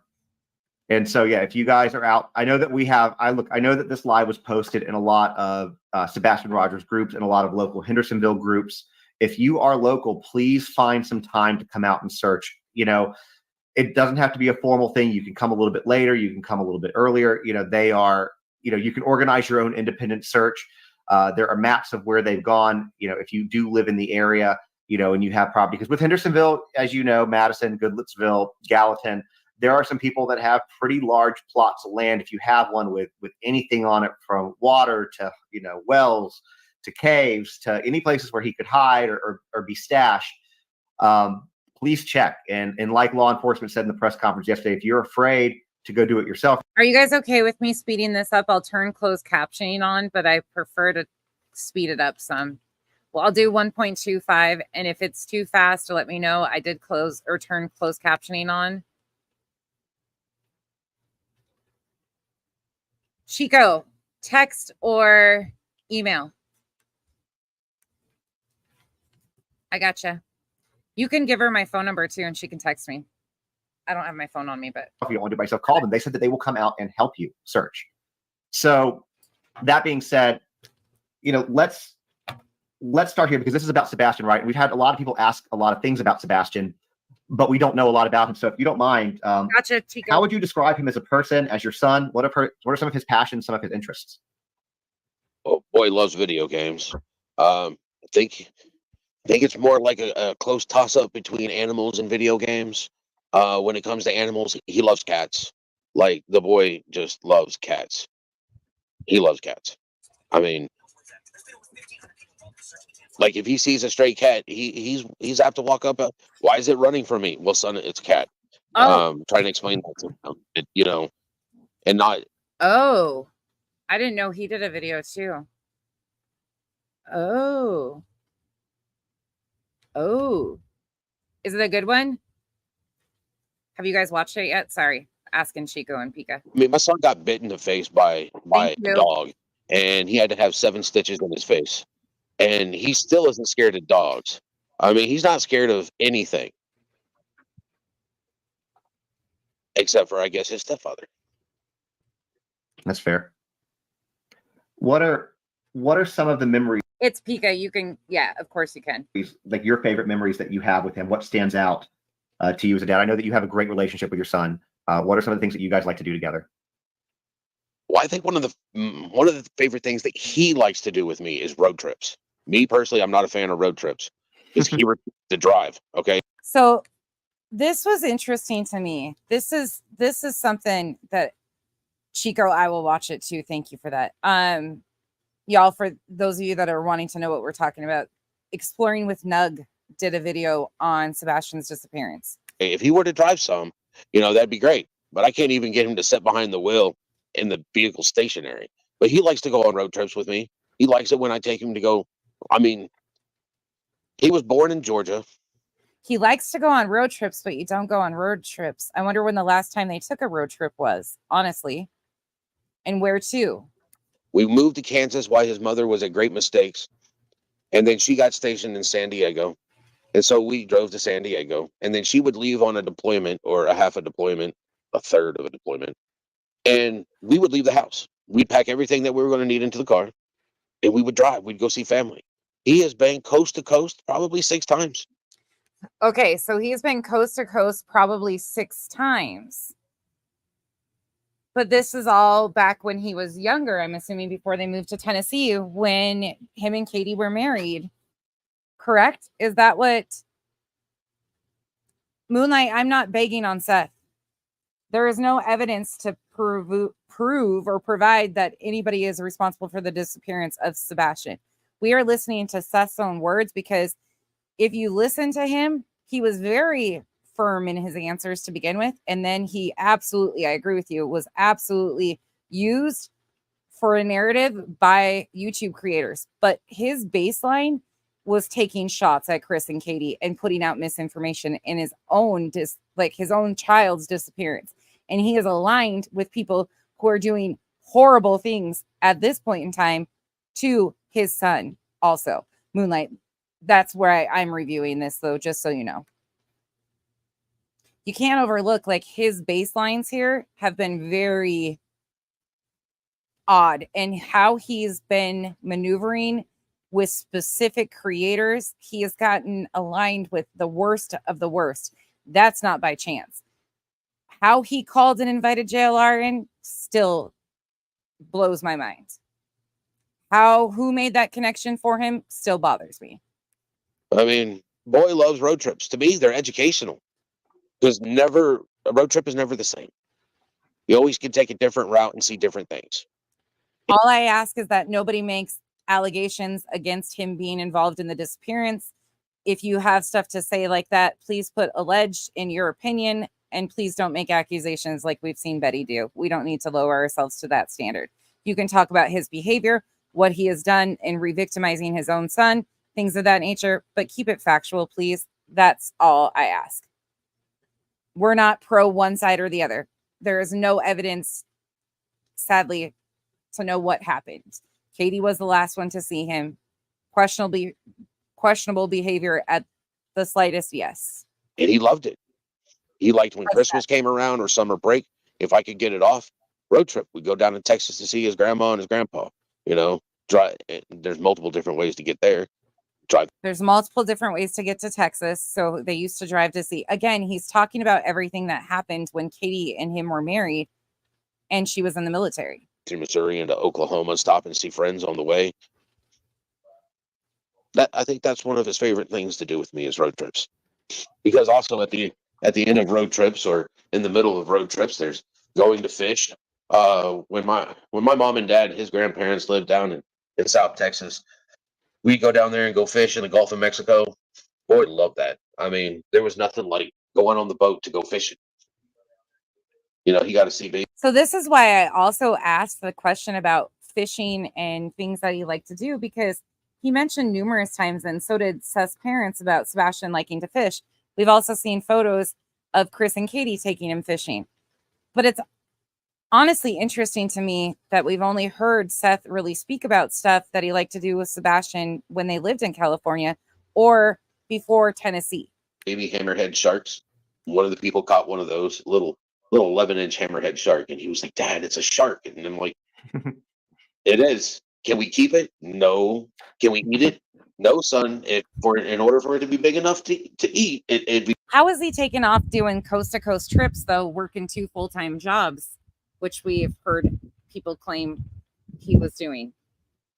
Sarah from BJ's panel. Big enough to eat you. You know, all the jellyfish and stuff that were in the water. I mean, he's inquisitive. He's always been inquisitive. He likes to ask the questions because he wants to know the answers. He wants to know more and more. And it's like, I'm a wealth of information, son. You want to know things? Ask me. You know, I like sharing my knowledge with him. He's my mini me. What did he have a favorite place that he liked to go when you guys road tripped? He'd like to go see his mom and my mom and dad. I mean, he liked. So they have this. Yeah, he likes dogs, and they have dogs. They have a little Boston pit, and you know, they like him. He liked them. He was so heartbreaking when one of them passed on. But you know, he enjoyed it. He enjoyed seeing family. He enjoyed the trip. He enjoyed the experience of it, I believe. Yeah, I'm sure. You're wearing, I see, I'm wearing green, you can barely tell, but the shirt that you're wearing, can you show people that for a second? So this shirt right here for Sebastian, you can get a shirt. Arctic, I completely understand why you say that. I completely understand. I just can't get there yet.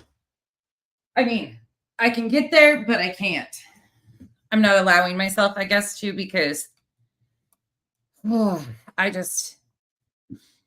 I hope that's not the case. I really do. Similar to, I think it's one similar to what you have on. You see what I have scrolling down here at the bottom. It's bonfire.com/Sebastian-Rogers. You can get one of those. And at the same time, I put another time Seth's on the screen. Well, the t-shirts are being promoted. Again, we've heard Tony say that Seth never gave permission. You know, again, that's not true. I keep repeating that. Seth's Cash App up here. You can see it too. So if you want to donate to the cause, to help with searches. Look, guys, I'm going to tell you right now, this man has been out there every single day. He does not sleep. He does not eat. He's definitely not taking care of himself. And searches are expensive. He's not working right now because he's taking the time off to find his son. So if anybody has anything, if everybody between all the platforms that are streaming this right now went to that Cash App and donated just $1, it would make a tremendous difference for him. So a lot of the creators got to the point where they weren't even pushing the GoFundMe. They were solely pushing the Cash App for Sebastian or for Seth. So again, no idea how much money he's raised, but in this, they're claiming that searches are expensive.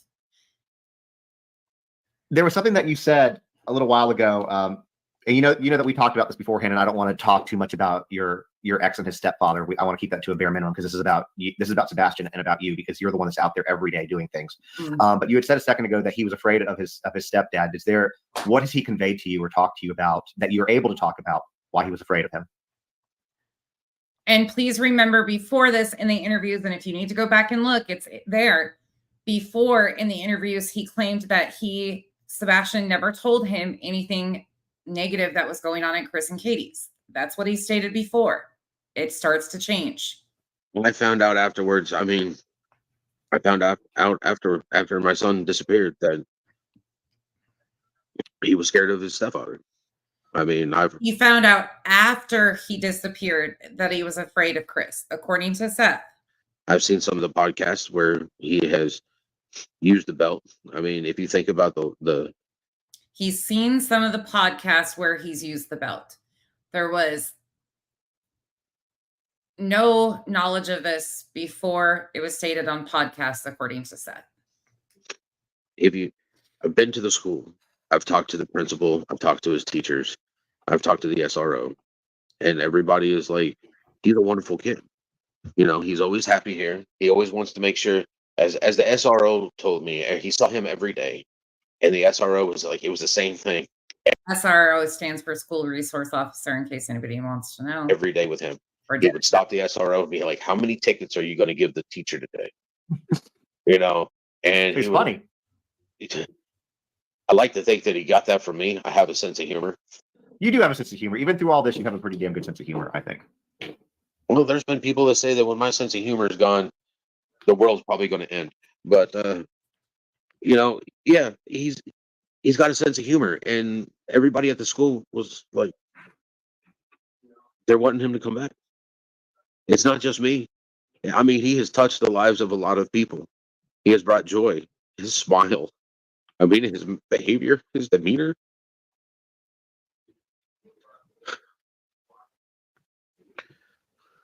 I'm sorry. I know it's hard. Take your time. I'm going to speed it up again. Believe he's alive out there. He says he believes he's alive out there. Again, this is from April 3rd. But he states again that he believes he's alive out there. Okay. Yeah, I know you. Sorry, go ahead. Just needs to be found. He needs to know that there are people in here, and I wish he would have told me. I wish he would have told me what was going on, because I wouldn't have let him go back there. He might have been afraid to tell you because of what might have happened to him if he did. This is a man. Well, I'm gonna table the comment I was about to make. Let me switch gears just a little bit, and I'm gonna ask you a question. And there's two reasons I'm asking you this question, and it's something that we've talked about. So, in a previous interview, not with you, it was asked what medications Sebastian was on. And I'm going to ask you that right now, not to be nosy, but so that people can know. And there's two parts to this question. What medications was he on? And what does it mean if he does not have them right now? He was on some medication for impulse control, for ADHD. He wasn't on anything for his autism. And he had two different types of medication they was taking. And I want to say they just switched it. But I want to say it was like Guafacid or something that he was taking. And then he was taking another medication as well. And I can't remember the name of that. And they just put him on Risperdal, or however you want to pronounce it. Okay, so this is hard. How do I do this? Revival, I know. Maybe I'll just let it go. I'll just let it go. You guys have heard what was said previously about medication by Seth. You guys know what is being said about medication by Seth in upcoming interviews too. We'll see more of that and his feelings on medication. So to get him to sleep at night. I didn't have a problem with him sleeping here. So I never really understood that. I mean, I'm not a doctor, but he just turned around and I've never even, I'm going to struggle with this one because I've never even heard somebody say medication for autism. Okay. They removed his tonsils because he had obstructive sleep apnea. So they were trying to, get him to quote unquote sleep, but very common, sadly, in my experience with kids with ADHD that have a hard time winding down at night. I mean, a lot of people have sleep issues. Okay. I remember as an infant, my son, and a newborn infant sleeps like 18 hours a day. My son slept maybe 4 hours. Yeah, unhoused. He's always been one that does not sleep,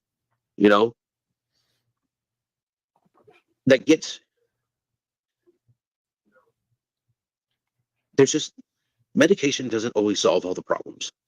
Sometimes I think parents use medication against their kids because they just don't want to deal with it. I only worked part-time until my divorce.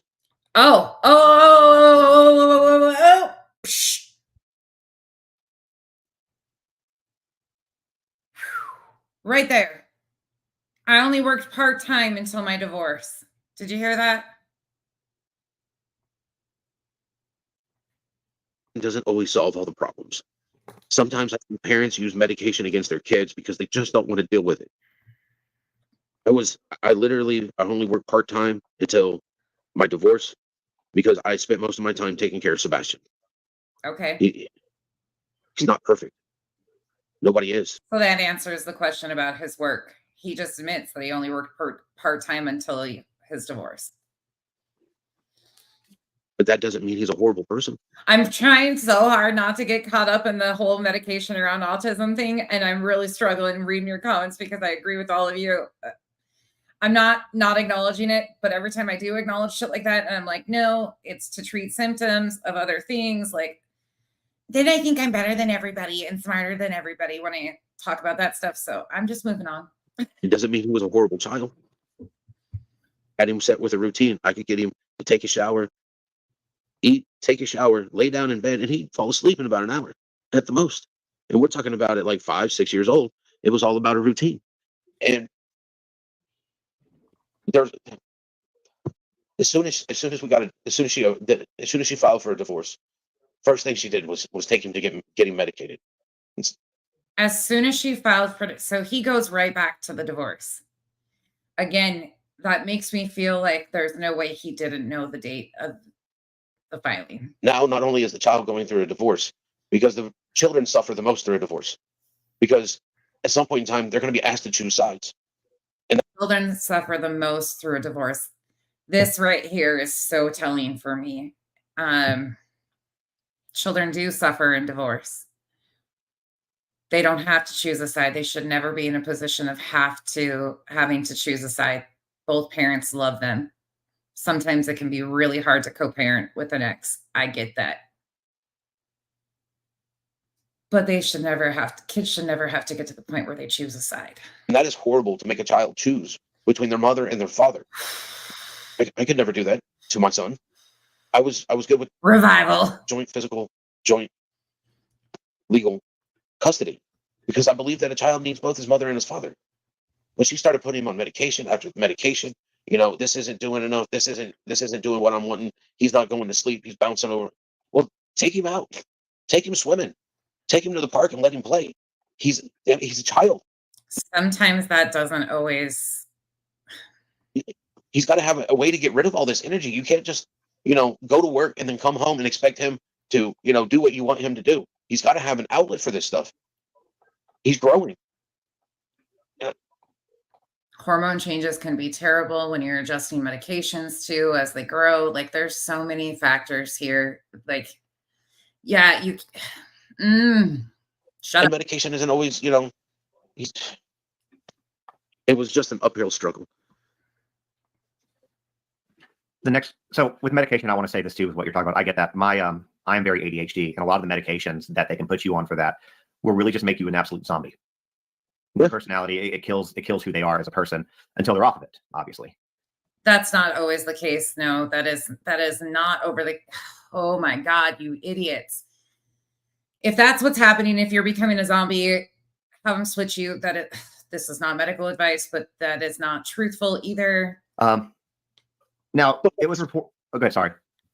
Look how happy he is with his snake.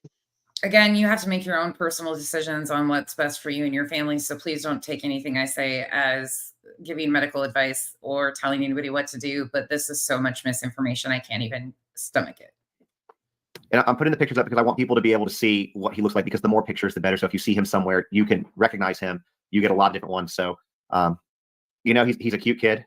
He seems like a sweet kid. And no kid is perfect, right? Like, none of them are. But that's what you're there as a parent for, is to help them, get there and grow into that adult.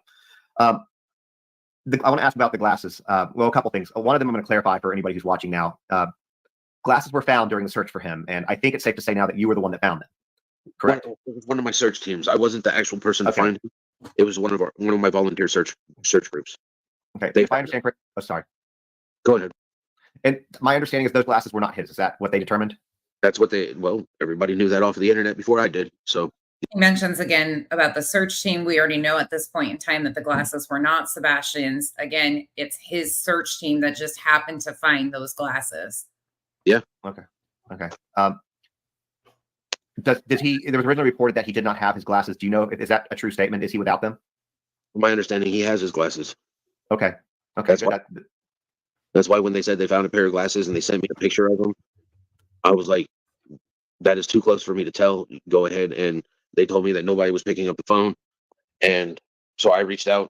I wasn't able to get a hold of anybody. So I flagged down a deputy sheriff and kept him at the volunteer place. And I told him to bring it on. Said, put on gloves, take pictures around them, how they're laying, so on.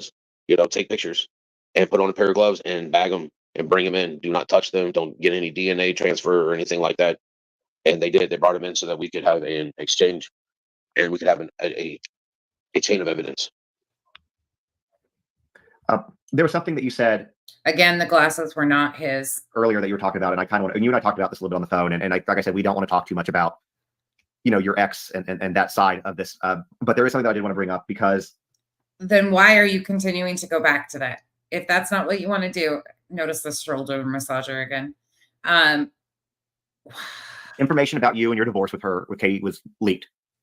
And some of the stuff has taken the internet to put a lot of accusations against you. And you and I have told the story, or told me the story of what happened. And I want you to kind of share what you're comfortable sharing. But what I found that was kind of odd between the accusations that are being thrown out about you through your divorce is that those stories are oddly similar, very similar, in fact, to the stories told by Chris when he was basically bragging about the way he treated Sebastian, the way that Nina Gomez, her children were treated and she was treated, it's oddly like it almost mirrors it exactly.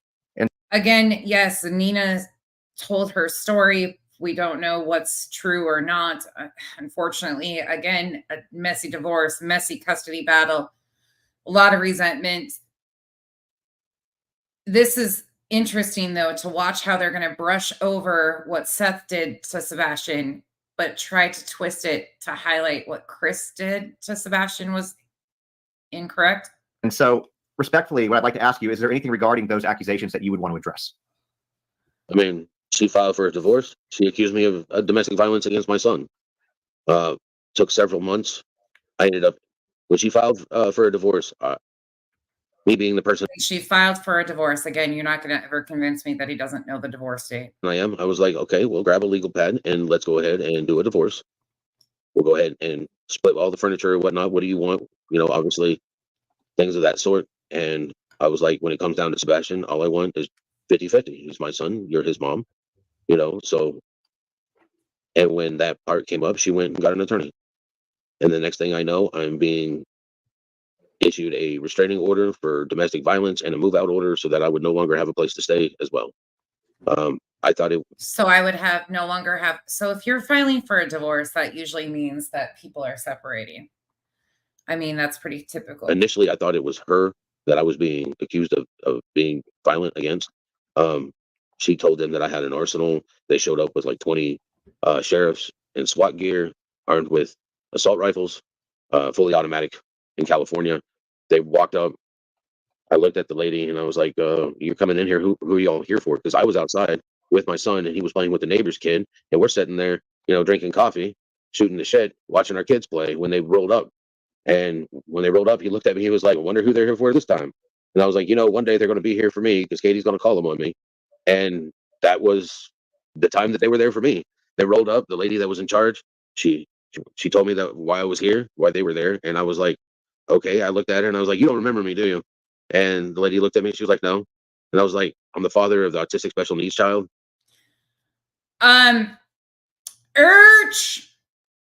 Sebastian wasn't diagnosed with autism at that point in time. So he would not have had that conversation of, I'm the father of the autistic special needs child. He had the 6q27 chromosomal deletion, but he, again, would not have had the autism diagnosis. He just got that in October of 2023. And she was like, oh, I remember you. And turn around and this bothers me too, coupled with the whole story of the dogs being given away in California and sending. Told all the deputies there that they needed to stand down. I'd comply with whatever was asked. And they were like, they stood down. There was no need for it, all that. You know, that time I was before she did this, I was an armed security officer, worked in military housing. He was an armed security officer who worked in military housing part-time. And they're like, we hear you have firearms inside. I was like, yeah, I have my pistol that I use when I'm at work. And then I have the other pistol that is used for work because work issues your own pistol. And then I had my own and they're like, where are they? And I told them they were on my desk. And they were like, but you have a child. Why do you have them on your desk? I was like, they're on my desk. You can go get them. 30 minutes later, they asked me to come and point out where they were on my desk. And I walked in and I showed them the secret little pop so he didn't even have the weapons secured in the house with a child with special needs. They would drop down so you could actually get them. And they took those and I still never got my firearms back. That's California. He says he never got his firearms back because that's California.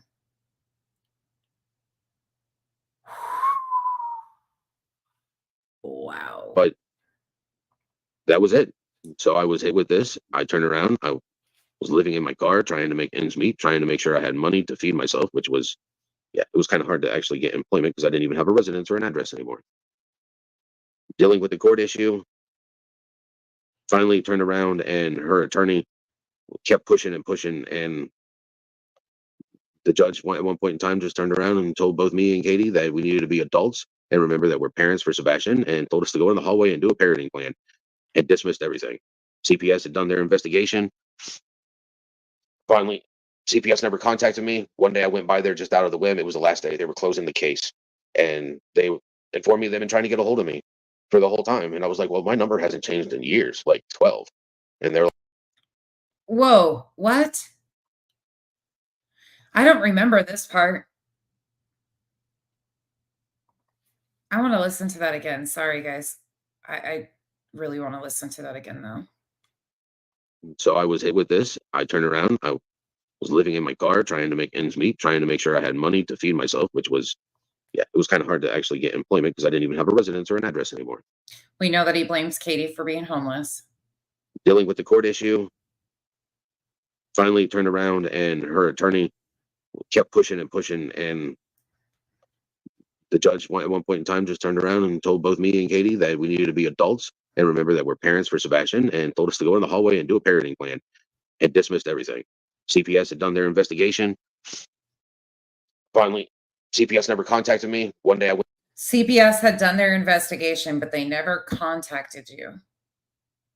Went by there just out of the whim. It was the last day. They were closing the case, and they informed me they've been trying to get a hold of me for the whole time. And I was like, well, my number hasn't changed in years, like 12. So he says that, oh, this is where I have a hard time. I'm trying, once again, you guys, please understand, I'm not true crime. I'm not trying to lead you into believing anything out of his words or trying to put any emotion or emphasis onto things that aren't there, but this is a problem. This is a problem. His stories have changed completely. Everything is Katie's fault. Everything goes back to the divorce. Everything about the CPS stuff starts to change after this point too. This is just a mess. And they're like, well, nobody had your information. And I was like, well, his mother did. And she didn't even bother to give him that. They turned around and once again, CPS didn't have your information, but they would have been able to get it from law enforcement because that's who would have made the referral potentially to CPS when you were interacting with them. Law enforcement, oh my God, they would have gotten that information as is. So what the hell here? It's always somebody else's fault why he's not contacted. And they're like, well, we can't find any evidence of any abuse. And so they submitted that to the court. And the court dismissed everything. So one thing, hold on, let me try to get this better so we're even size. There we go.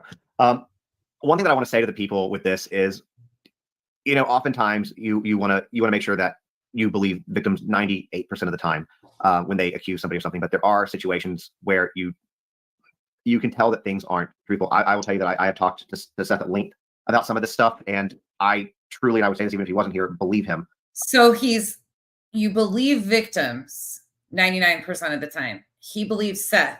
What are you getting at, Justin? Because I think there's a couple reasons why. Is you can tell the way that he shares his story, and you can also tell in his actions, which is the fact that he is out there literally every single day. And there's no proof of that. Other thing that I want to share with you guys from just a real quick personal note is that there are women like that who will use their children, fathers too, but there are women out there who will use their children as pawns, as control in a divorce situation. My mom was one of those. She had my dad arrested in front of me multiple times by violating some BS contempt of court thing. It just sometimes happens. And I think that that's what he got caught up in. And I truly do believe that, because this is a man who has been like y'all every single day, and nobody has a bad thing to say about him. So I just wanted to clear that up, because I know that there's been, the internet guys can be cruel. Y'all know that. And so I wanted him to kind of clear some of that stuff up. There are some questions that have come in. I want to ask you real quick for the people who. I've got major issues with all of this, because this was after the divorce records got put out. And this is the reaction and the spin that they're taking to once again diminish what Seth.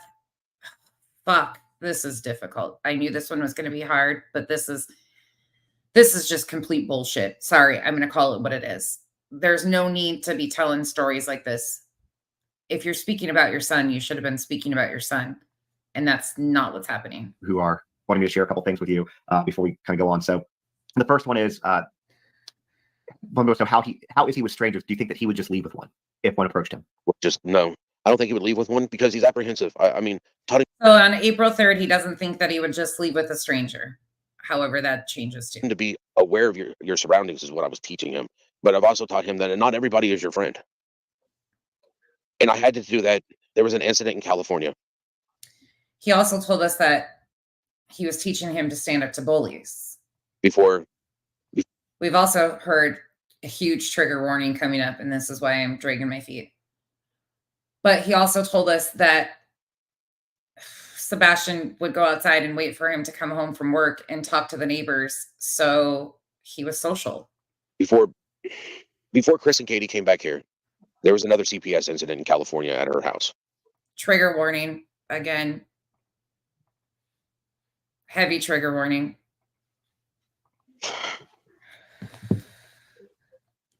Katie and Chris let a child into their house that was 5 years older than my son. My son was 7 or 8 at the time, and this kid was 13. And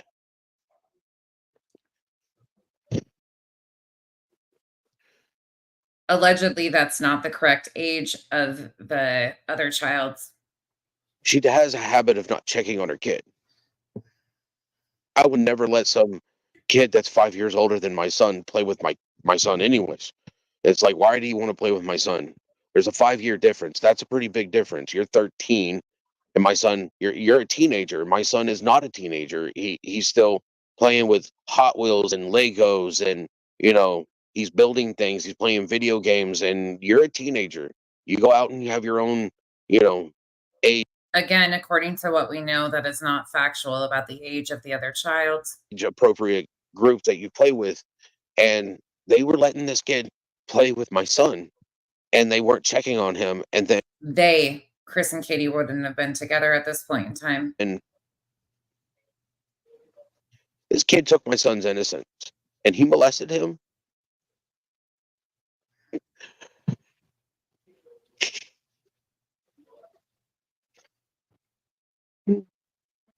So you take your time. And there was nothing I could do in California because the kid was 13. Again, that makes no sense according to California laws. But the age is a problem here with what he's saying is not factual according to what I know. But they let that happen. They didn't allow it to happen. And who is they? And they didn't bother to try to even get my son help until That's not factually true. last year. That's not true. Oh my God. I'm whew. So we know because of other interviews that he was getting help, but Seth was not happy with the help he was getting and receiving in California because he didn't think that it was beneficial to what he needed. Here, my son has just turned 15 in December. It means he's been dealing with an emotional, stressful, traumatic incident for the last 7 years. And I've been trying to help him. I've been trying to get him help. But then later on in interviews, we will find out that Sebastian had been getting help. Revival, Katie did, yes. Going to talk to his doctor and telling them what happened. Come on, baby. And for the doctor to tell me, she was like, I knew none of this stuff. And I'm like, really? Because he's supposed to be seeing a therapist for this. And she's like, well, he's not seeing the right type of therapist for this type of trauma. I care about my son.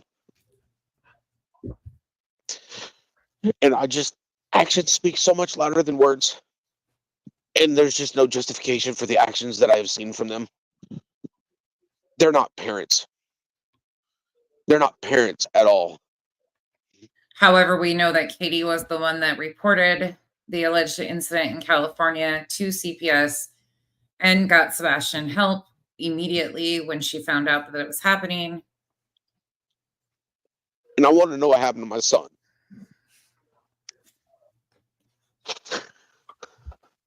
You deserve to know what happened to your son. Every bit. And I'm sorry. Again, heavy trigger warning. I'm sorry that we have to even discuss this, but full context of his own words is important for people to understand and see so they can go back and watch and hear what he actually has said and what the facts are from his own mouth as far as what he claims to be factual, which we know, unfortunately, a lot of it has been misinformation and not factual. I don't think any of us were aware of that. And I'm so sorry that, number one, that he went through that, and two, that as a parent, you're going through a parent's worst nightmare, but that's like the second worst nightmare. My son around his daughter, because Chris has turned around into my mother told, hey, tomboy, my mom, your grandson's a pedophile. No, he's not. We've never heard Chris say that. According to Seth, this was said from Chris to his mother, but we don't know if that even factually happened. He's a victim that hasn't got the help that he deserves and that he needs so that he can get over the traumatic incident that has happened to him. Sweet crazy, nobody's being ignorant, but facts matter. If you're going to out something like this, trying to make it something it's not is very inappropriate. And that's why being factual about this, nobody on the internet should have known about this to begin with. Factually, we didn't need to know this information. Law enforcement did. But if you're going to try to shame the other parent over details that are not factual about the incident, it's pretty disgusting. It doesn't matter the age, but it does. Because then it turns into Pascal and his fucking crowd trying to find the other child. That should have never happened underneath their watch to begin with. That's why Chris doesn't want my son around his daughter. Because he's scared that my son is going to do the same thing that was done to him under his watch. Hey, Chris Proudfoot, if you're listening to this, you can't hold that over my head. I told you. You're going to piss me the fuck off, and I don't give a fuck who knows. So he leveraged his child's abuse. Sure. I don't know how I've watched this so many times and it still gets me every fucking time I hear something different in it, and it just makes me furious. It's your fault. It's your and your wife's fault. It's your and your wife's fault. You guys don't deserve to be around kids. But you didn't have a problem with this before Sebastian went missing. You know, Okay. I don't know if you listened to it, but I know that you're aware of Nina Gomez's video. And I'm going to say this based on what I've heard and having dealt. So This is from April 3rd, 2024. My account started off as toxic and narcissistic behavior because of the type of parent that I had. He doesn't even want his own daughter. It's what I heard. And it's just all about control. And it's about control with Sebastian. That was pretty clear because as I had a lot of step parents, more than I want to admit, and most of them would have never disciplined me without talking to to a biological parent. They sure as hell wouldn't have hit me. So What? Sweet crazy? Well, there you go. Come right from... What the fuck are you talking about, sweet crazy? Well, there you go. Came right from the therapist yourself. I'm not a Self or McKay D or dumbass supporter, but it is what it is, dude. I don't know what you're talking about. When you're fucking leveraging allegations of abuse of a child that the internet shouldn't have known, first and foremost, if you're the slightest thing you could do is be respectful to your fucking child and not lie about what happened. There was no need for the internet to know this. Anyways, I don't even know what you're talking about at this point. Like, probably not the stream for you to be in here for, because none of this should have been out here to begin with. And I'm not going to argue over him re-victimizing his own fucking child to get back at his wife. Not going to do it. I don't know who you support. I don't care. I don't give a shit. This is gross. it's for him. I think it really is control. And maybe I shouldn't be saying that, but I'm kind of like, I'm with you at this point, kind of like, fuck it. Because everything that has come out, every word that has come out of his mouth, he double talks. He talks out of both sides of his mouth. He can't keep his story straight in one single interview. Excuse me? The man sitting next to you, Justin, on TikTok, maybe that's why you're not covering this case any further. You haven't covered it in a long time, but you were sitting here filling all the gaps for this one when he has sat here and blatantly lied, and you can compare his interviews and see that. So I'm fully with you. And I feel that most people who have seen this going down, have seen everything that's happened, watching it because this case has become incredibly public, I fucking know what the hell are on your side with it. We all feel the same way about them. Because the way, I'm just going to say it. You're out there every day looking, I've said that a million times. And the only reason you're not out looking for your kid is you're not looking for something that's lost is because it's not lost to you. You know right where it is. You know right where he is. And that's why. So he's going to sit there and allow Justin on TikTok to say that they know where he is, obviously. In my opinion, I think I told you that too on the phone. So every day you're out there busting your ass. And I'm going to tell you, he hurt himself. So like when you see the way he stands and stuff like that, this man is in pain. Like he's got the massager right now. I don't think there's better timing for me to bring this up. This man is constantly in pain. He doesn't sleep. He maybe gets 30 minutes to an hour a night, tirelessly, while the others were literally, I'm just going to say this because I'm pissed off because, again, like I said, this is my community, okay? They were at the Cracker Barrel 5 minutes from my house on Easter, and then they left town again. They haven't been seen. So they were eating. So. And I just don't understand that. The last time you saw shit like that was with Chris and Roberta Laundrie. The fuck? Really? Oh. So I'm just saying. I want to kind of go on to something a little bit different because I know that it's taking a massive emotional toll on you. So a massive emotional toll on him as he sits there. Going to the search, can you take us back to the moments leading up to Sebastian's disappearance and what was happening during your lives at that time, which led him to whatever you believe, whatever you know, whatever you're able to share, what was going on at that time for him to disappear?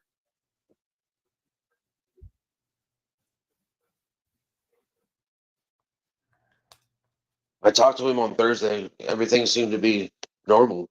I mean, sorry, it hurts. I know, it's okay. I know. I'm sure his shoulders do hurt. Stress carries across your shoulders oftentimes for a lot of people, but this injury has been there for a long time. And it seems like even in the Banfield interview from 2 nights ago, he was doing this. Again, it is what it is. I know you're hurt emotionally and physically at this point. And if you don't want to answer anything, if something's getting too much for you, you don't have to answer it. I'm just trying to focus so I can answer the questions. That's all. Sorry, y'all. If you know me, you know I'm having a real hard time remaining silent right now and just letting it go. But I'm trying not to lead you guys, trying to let you hear his own words and not try to paint you in a direction, but you can get where things are at, I'm sure. Pain is a overwhelming distraction at times. Sebastian was going to school. The whole point of him finishing his first year was he was supposed to come live with me. We were supposed to do a swap where she would have him every other weekend and he would be living with me, going to school. And if she wanted him on his breaks, then she would be able to have him on the breaks. If not, then he would stay with me. I mean, I wanted full custody of my son since the divorce, but I didn't. I don't believe it's my right to take a child's mother away. That's something that the child would debate or would decide at a later point in time. The only thing I wanted to do was protect him. And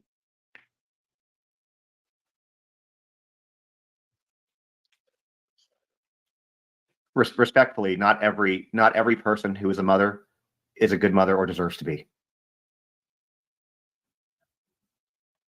Makes me feel like shit. You didn't do anything wrong. You're still not doing anything wrong. Should have done things different.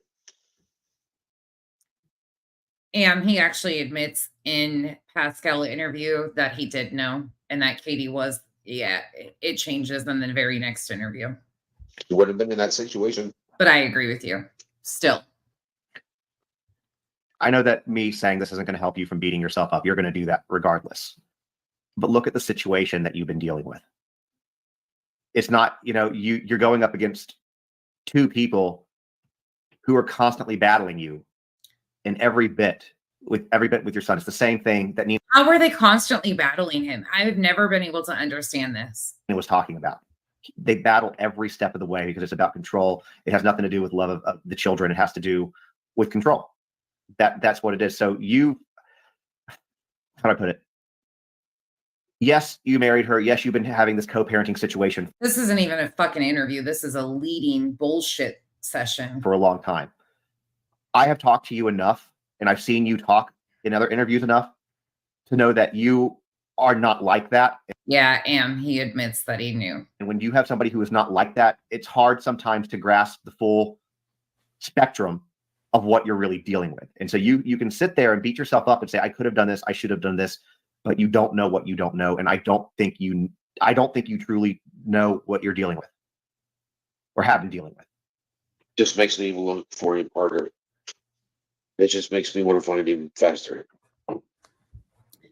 You know what's really sad? If you hear Justin and listen to Justin, you notice Justin's not covering this anymore. Go look. He's not covering this. He hasn't touched this. But he helped Seth get to this point. They were all Seth could do no wrong. And then as soon as people started paying attention, things were not making sense.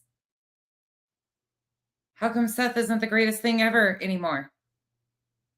These YouTube creators really help try to push the narrative against Chris and Katie.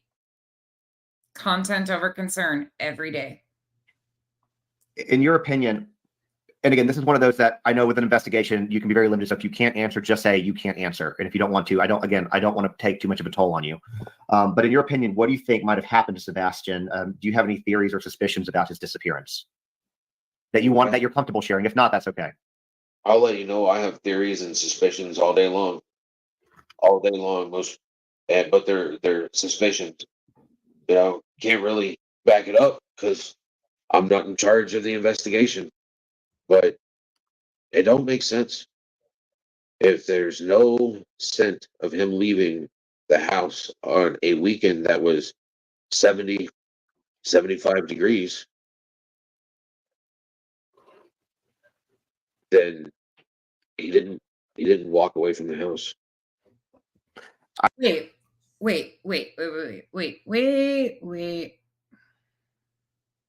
That you're comfortable sharing. If not, that's okay. I'll let you know. I have theories and suspicions all day long. But they're suspicions. Can't really back it up because I'm not in charge of the investigation. But it don't make sense. If there's no scent of him leaving the house on a weekend that was 70, 75 degrees. On a weekend that was 70, 75 degrees. But if he went missing in the middle of the night, it wouldn't have been 70, 75 degrees.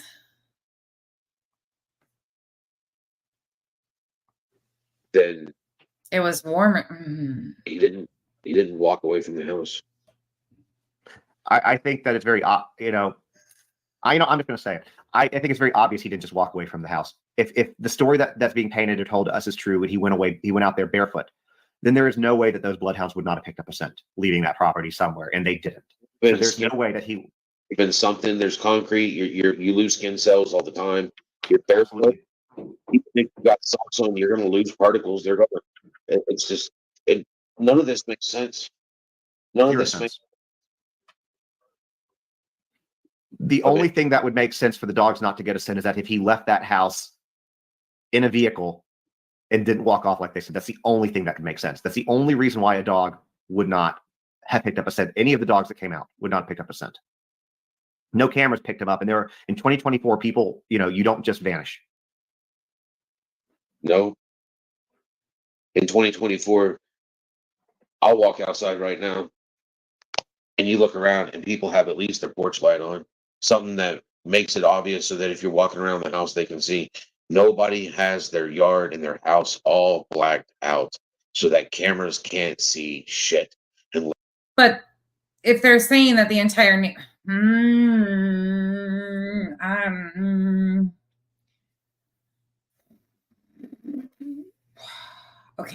okay, sorry, I am not adding a whole lot because I don't want to add a whole lot, but this is not comfortable. Unless you're fucking hiding something.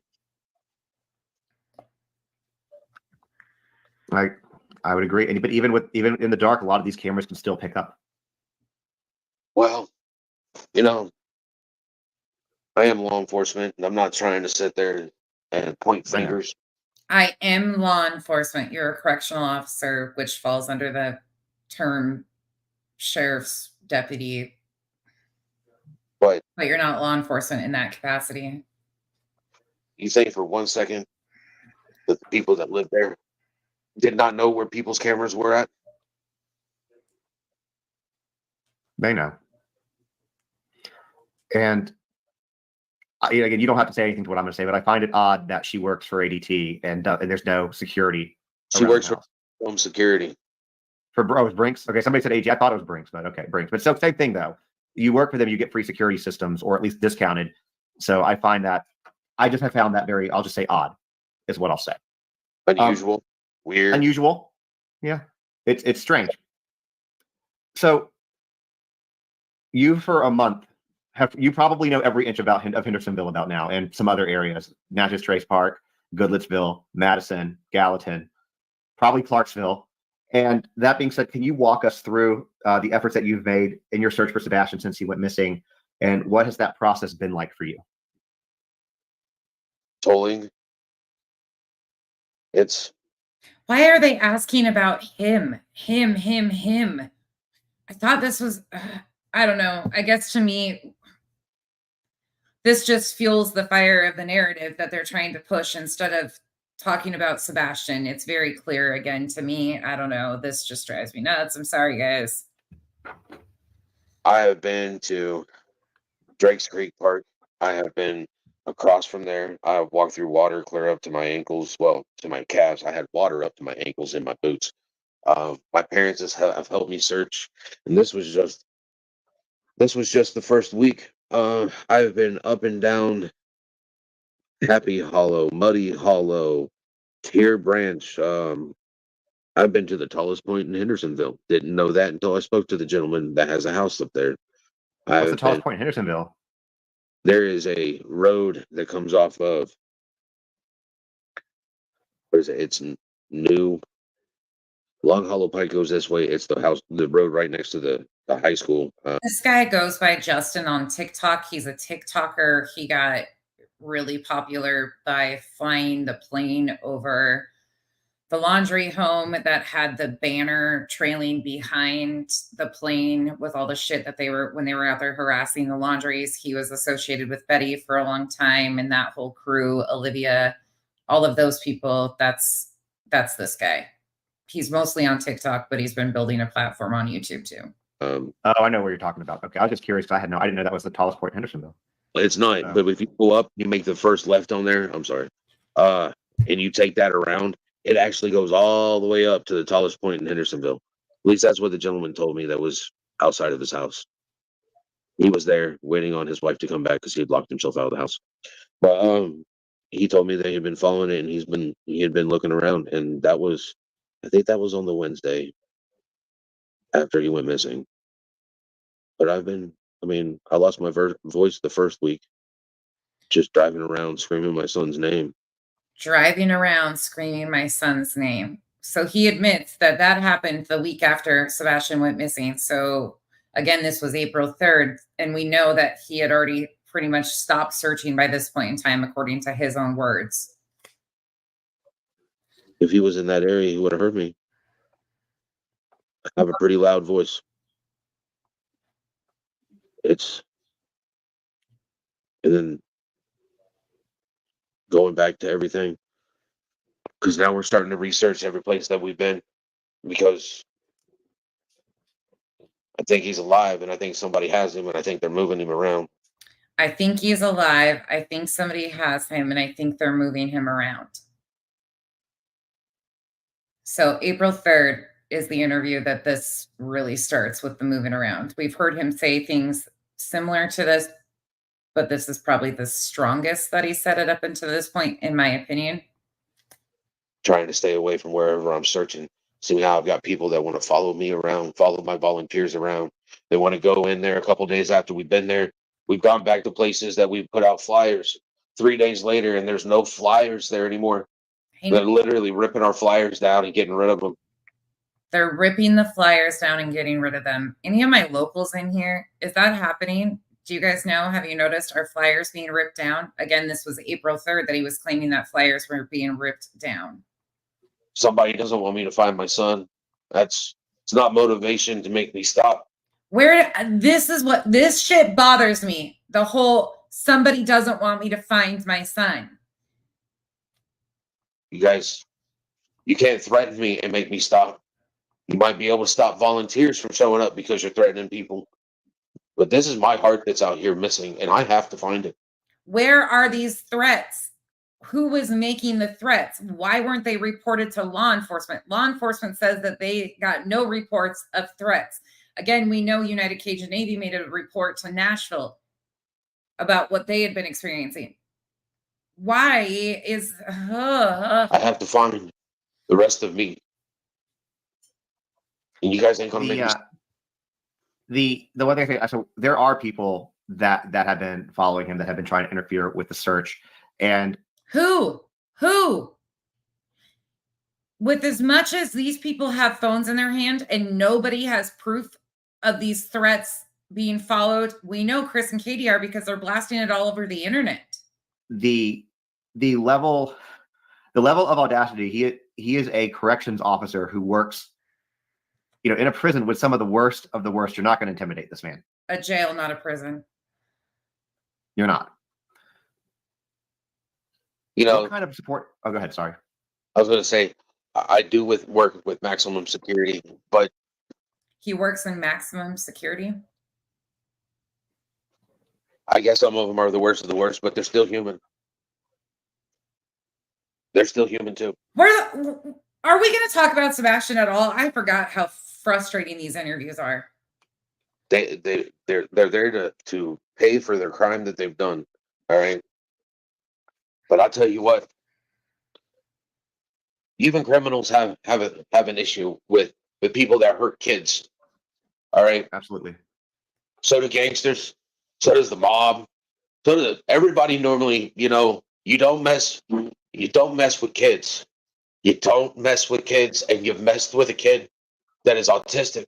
And the worst thing is that who messed with a kid? He says that very specifically. You messed with a kid.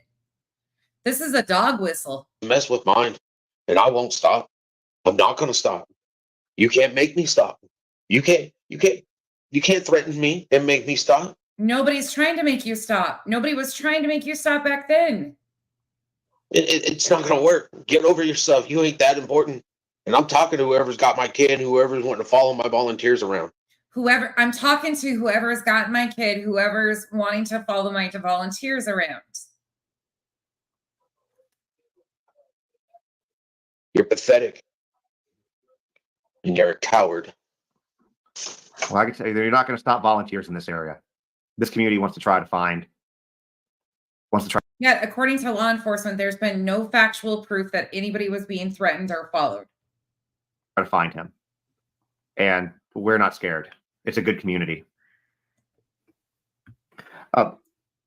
This is so. What kind of support would you say you've received from the community? Sorry, guys. Thanks for bearing with me through this. This is really frustrating. And again, I'm trying not to lead you guys. Please understand, I'm not true crime. I'm just trying to listen to his words because shit has gotten so messy and people have forgot what the shit that came out of his own mouth has been. But this is really hard. This is real hard to not jump ahead. Again, we have no proof that he is involved in the disappearance of his child, but his behavior is at least in the very slightest extremely concerning. Authorities from organizations during the search for Sebastian. A lot of I've received a lot of support from everybody. Everybody that comes out to help search for my son, every business owner that allows me to put my son's flyer in their window, property owners that I get a hold of and I call up. I doubt that's the real T-Rev 757. I don't think so. I'll check it though. And they literally drive over to where their property is and unlock it and let us come in and search. I mean, it's extraordinary, and I appreciate that 100%. When I call you up and I ask if I could go on your property, I'm not accusing you. I'm just asking because this is private property. It's yours. And the only thing I can do is ask you if it's okay if I come on it to search for my son. And I appreciate those that say yes. Those that say no, it's your prerogative to say no, but why would you try to stop me from finding my son? I'm not asking you to let me search this on my own. You can walk with me. You can come with me. Help me find my son. That has been my plea the whole time. I need people to come help me find my son. Heads up, eyes open. He could be around the next corner. So I know that we've talked about this toward the beginning of this. For people who are local, who want to come help, who want to come bring eyes to this with you, because there's somebody in here who just a second ago said that they're a preacher in Gallatin, and I'm sure he can get the congregation, things like that going on. Where is the best place to find where y'all are searching, how to get there, how to get in touch with the people who are organizing that? What's the best way for that? That's gonna be my first question in regard to that. We're meeting at we meet there every morning at around 9:30 at the rudder, at the parking lot at the rudder. That's where we meet. We hand out flyers to get out people flyers. We have everybody sign in. The only reason we have people sign in is so that at the end we know how many volunteers we had, so we can do a head count. So we're not missing anybody, because the last thing we want is somebody to go missing while we're searching for my son. I don't want anybody hurt or injured. You know, if you don't feel comfortable doing something, open your mouth and say it. You know, I try to split people up so that, you know, they have adequate protection. There are people that literally are armed with my people. Are armed with my people. What? Oh, y'all. Yeah, this is oh. Okay. Let it go. If somebody local to wanted to get a flyer to hang, like a business owner in their window, or obviously there's the yard signs around, who would people contact to get that? Do you know? If you're trying to print it out yourself, you can always go on the TBI website and print it out. If you're wanting flyers so that you can put them up so that your customers, your patrons can grab a flyer Revival, it's fine. Thank you. when they come in, swing by. I got stacks of them. UNC left me 10,000 flyers, and we will go through them. UNC left him 10,000 flyers. Take note of that. April 3rd, he admits the United Cajun Navy left him with 10,000 flyers, but eventually in these interviews, it's going to switch to he's been spending money that was raised on flyers. TBI has told me that they will print out more flyers for me. I asked for 6,000 the last time I spoke to him. TBI offered to print out flyers for them. He asked for 6,000 from the TBI. Again. What the hell? They were kind of like, really? And I'm kind of like, I'll take all you can give me, because I'm not going to stop. Odin girl, I'm sorry. I got people tearing down flyers and taking them out, and so I got to replace those too. Snowflakes, April 3rd, 2024. It just means I have to double my efforts more than they already are. What about the yard signs that we see? Do you know where those are at? From my understanding, there is a gentleman by the name of Rip Wheeler that has those. I can find his information. Okay, I can always update people with that. But I know that I'll put one in my yard. I'm happy to do that. There's one actually right at the corner of my neighborhood, and I'm happy to pass out some flyers and some stuff too, and be out there again to help you search.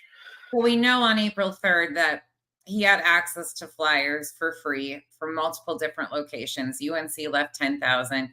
TBI offered to print them. He asked for 6,000 the last time he had gotten them from them. Oh Lord, Seth, why? So I'm glad that you've gotten good support from everybody, and I'm putting the address up for everyone. If you want to go help search, if you are local, look, you don't have to come out for the full day. Lend some time, a couple hours. It's, if you have 10 people lend an hour, that's 10 hours.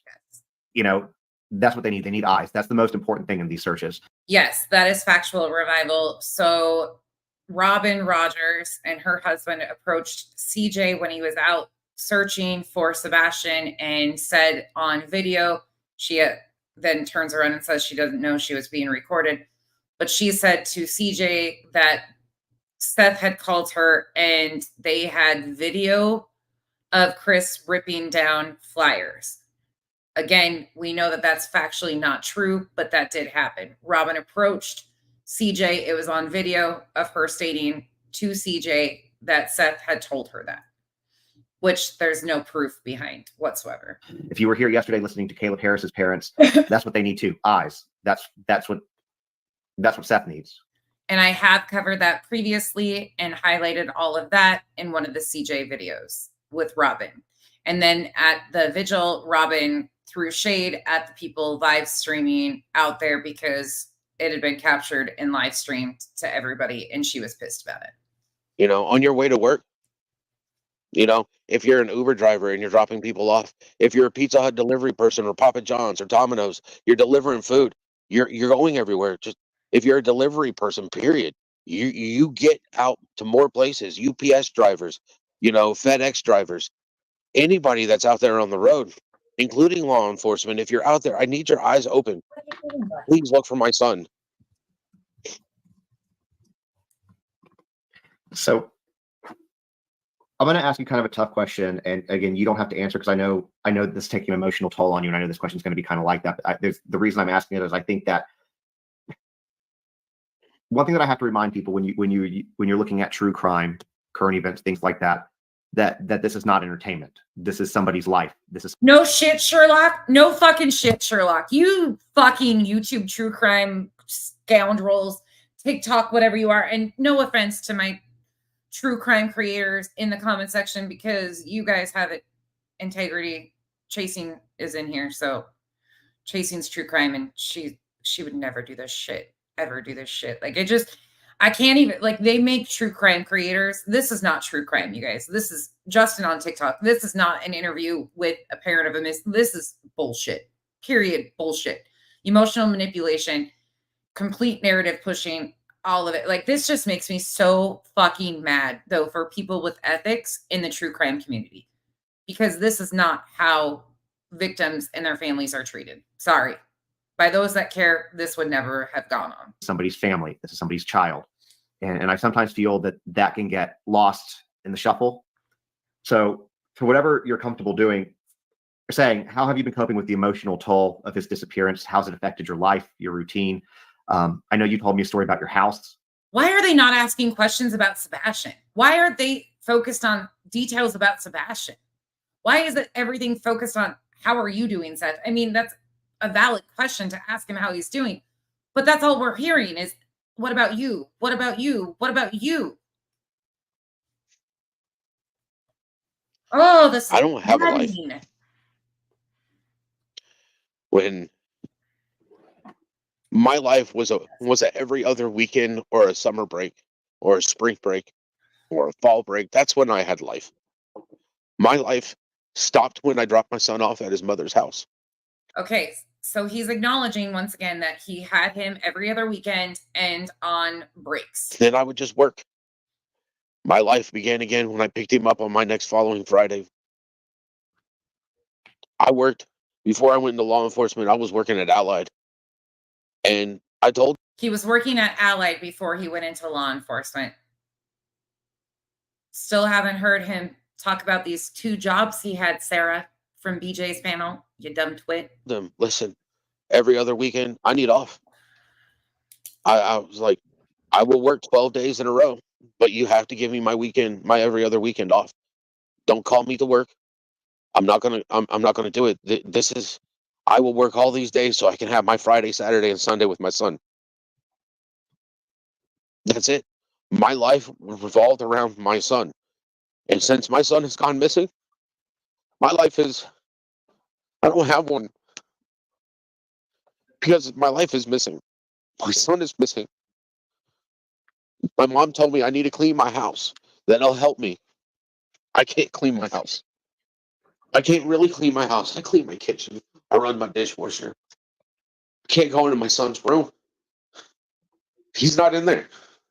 I don't want to clean up my living room because there's magic. But he was in there the other night when he was on the live stream with the lab before this. Again, those of you that were here with me, we've reviewed them in order so far. I don't remember what part it was in, but in one of the parts, he went into Sebastian's room, lifted up the side of the bedding off the floor, showed that he had, I think, a flashlight under there, if I'm correct, or was showing what he would have under there, and then mentioned a pew-pew under the bed too. So he was going in the room. Cards all over my table. When he comes in, I want it to still be the same way, like he hasn't left. That way, when he walks into my house, he knows that he's back in his sanctuary.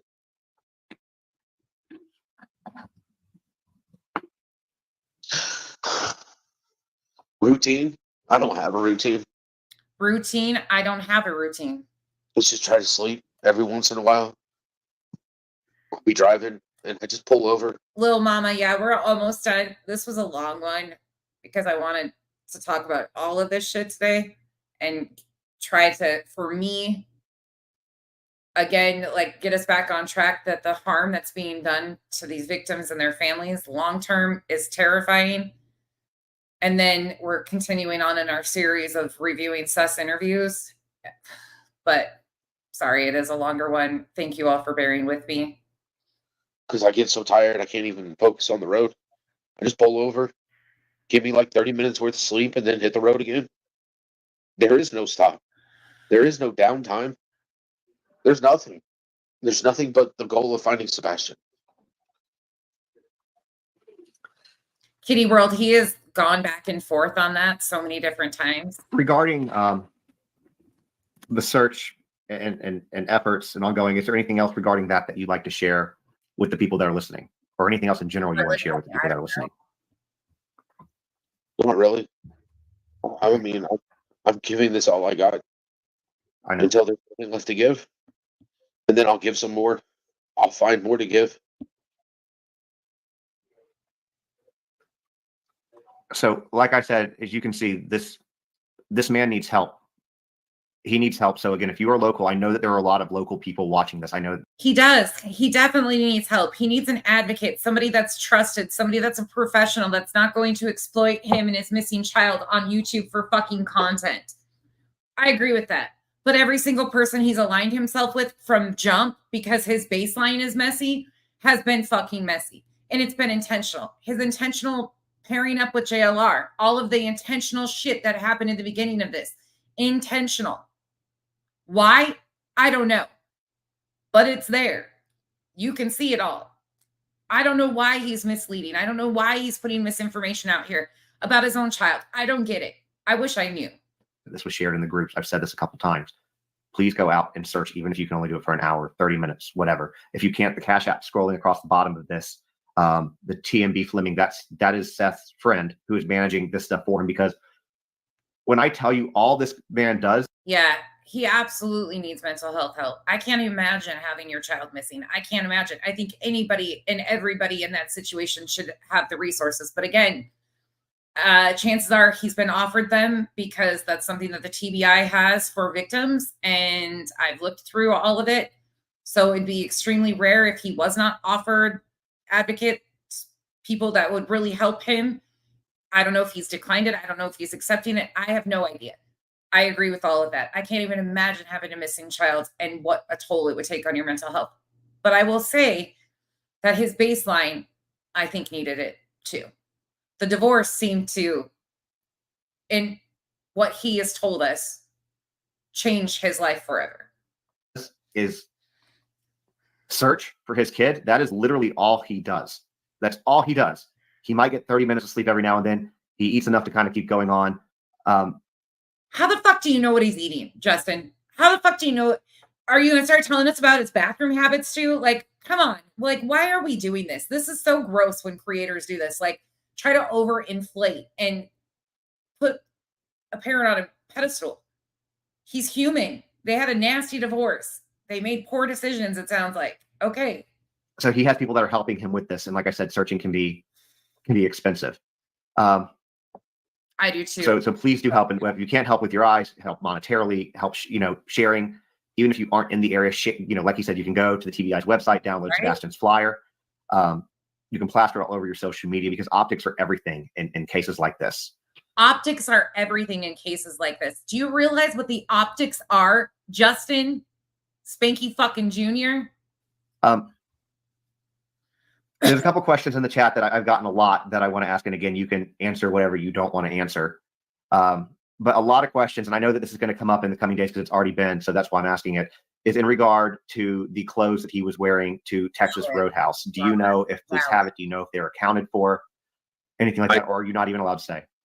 I don't. I have no idea. I mean, we're talking about,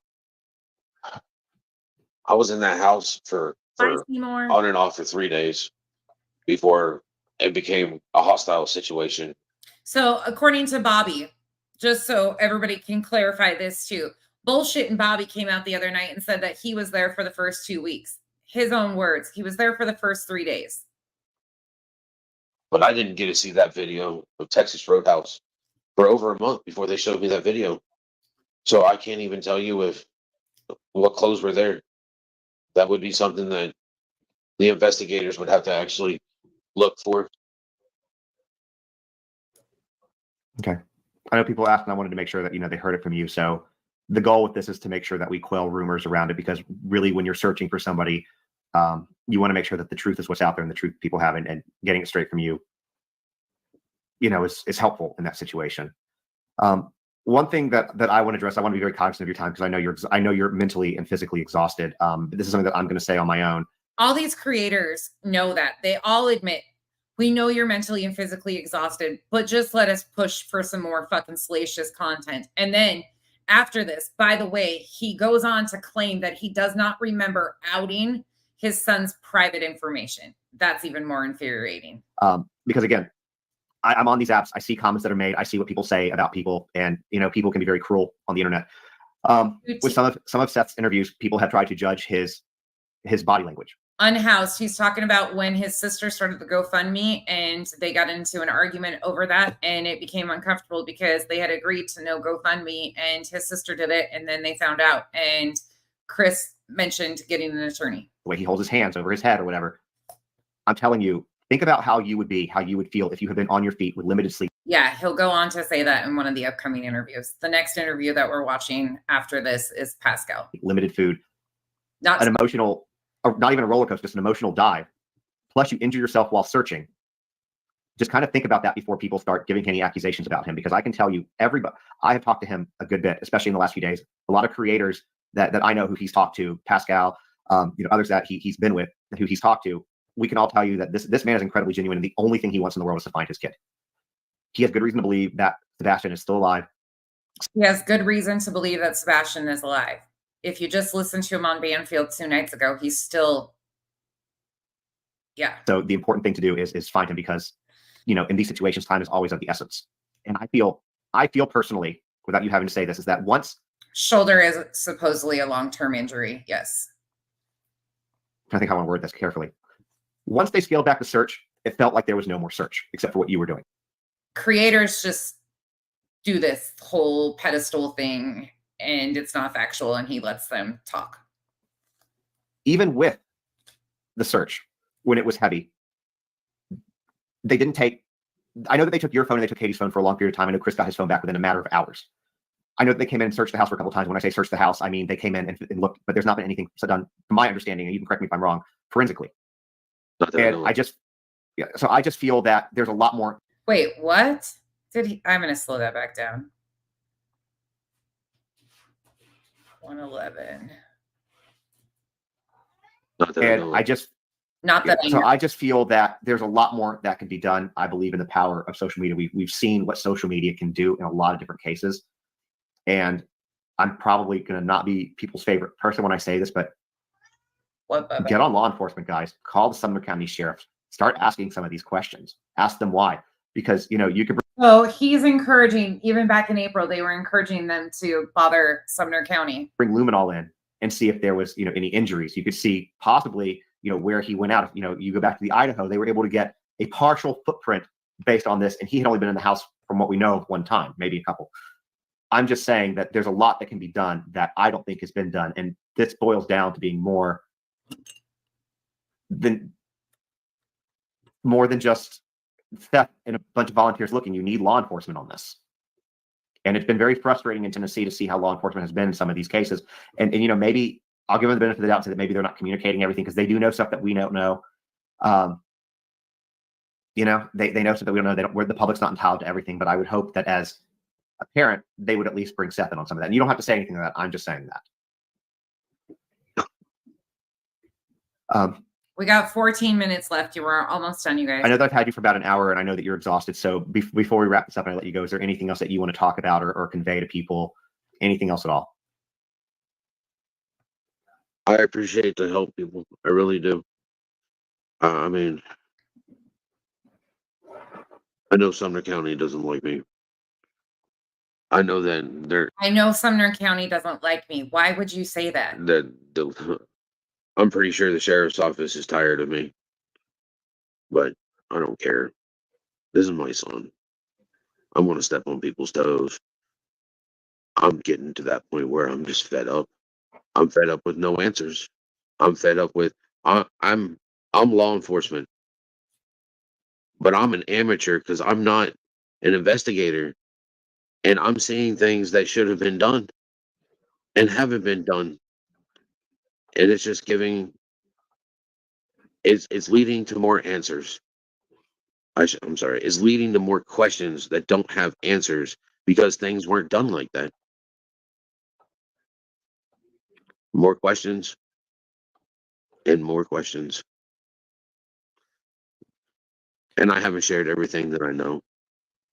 But the No, I know you can't share everything you know. You can't. I can't.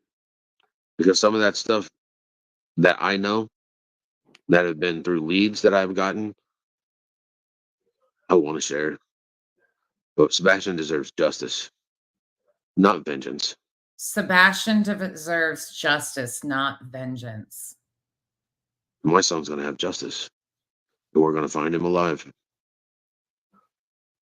Because if you've hurt my son. Because if you've hurt my son, who are you talking to? I feel sorry for you. Yeah, I wouldn't want to cross you either. If you've hurt my son. In that way. There's a couple things that I wanted to make sure that we brought up before we closed out too. One, I'm going to put this here first. So if you want to add, I'm going to stop scrolling for just a moment here on the bottom. Please disregard already this whole flyer that's put up for the reward. This is not factual. Please disregard. Remember, this is April 3rd, 2024. There is no reward at this point in time. But if you want to add to Sebastian's reward fund, what's the reward up to currently, Seth? Actually, don't add anything to it currently, because you don't add anything to it. No, I've got some information, and I need to go down there and have a talk with that gentleman. Okay, so April 3rd is when he says do not send to it. He needs to go have a conversation with the gentleman. Okay. Okay. So never mind. Don't do that. Thank you for sharing that. The other thing that I want to make sure that I share with y'all, and I know this has been scrolling at the bottom as well. If you'd like to go, if you'd like to go purchase this, you can go to bonfire.com/Sebastian-Rogers. This makes you a walking billboard for him. You can get in all different colors. It's only $35, which I can tell you, it's print on demand. For print on demand, that is cheap. You can get it in a sweatshirt, a t-shirt, a hoodie, women's clothing. There's all sorts of different options that you have, all sorts of different sizes.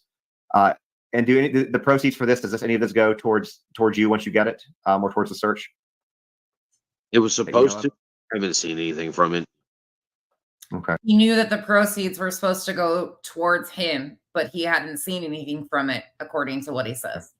Well, you can get it on your own then, and yeah, it's a walking billboard at least. Yeah, there's actually on the Facebook page, there's a lady up here in Clarksville. I think she's charging like $25 for a shirt. I can get that information and give it to you. Yeah, if you get that, I'll happily post that, and we can do that. I think that might be the lady that Katie designed the shirt with. I don't know for sure if that's what he's referencing, but there is a shirt that Katie designed that is $22 for small, medium, and large, $1 extra per X, and shipping and handling. Again, if you want that information, let me know and I can get it for you and post it in the community tab. It's just a phone number. It's a local that's doing them. There's no profit involved. Nobody profits off of it whatsoever. Katie designed that. I mean, I'd rather it stay in the community, if not in the community, at least in my community. You know, if not Sumner County, then at least in Clarksville, in Montgomery County, because she has a job.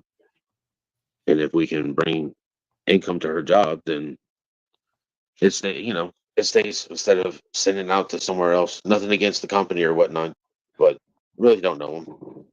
Somebody asked me to design it, and they asked me permission. I told them go ahead. And then this lady saw him, and she runs a print shop up here in Clarksville, and she's the one that made this one for me. So the next thing, and then there's gonna be two more things that we close on that I want to talk about regarding something that you told me about Nancy Grace tonight as well that I forgot to say. PHB's mod made some bullshit that's got Chris's face on the front of it. it's supposedly about Sebastian, but she puts Chris's face on the front of it. Yeah, fucking bullshit. I will never post that link. The beginning, so I want to make people know that you're doing it.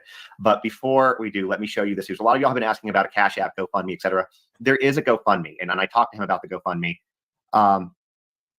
And look, GoFundMe's take 50%. So then I said, do you have a Cash App? Bullshit. Holy shit, I didn't even realize. GoFundMe does not take 50%. And he doesn't really manage that himself. He'll tell you that. He'll tell you that right now. But his friend is helping him with it. So if you want to Cash App him, there you go. It's been scrolling across the thing the whole time. If you want to take your phone out and snap that or screenshot that so that you can Cash App, Seth, you can tell them that money goes to you. That goes to the search. That goes to help him. So a lot of y'all are asking what you can do financially. So that's the way to do it. Yeah. Now, Go ahead. Go ahead. Sorry. No, go ahead. So the other things I want to talk about, I'm going to leave this up while we do. At the beginning of this, we talked about the fact that, or I talked about the fact that Chris said, or maybe I forgot to talk about it, but Chris said that he was going to take a lie detector test, a polygraph. He had said, if I recall on a previous interview, that he had already taken one. Then when Nancy Grace asked him, he said he hadn't taken one. And Nancy said, if I set one up, will you take one? And he said he would. So Nancy Grace sets up the polygraph. And Chris gives the excuse that GoFundMe takes 2.9% plus 30 cents.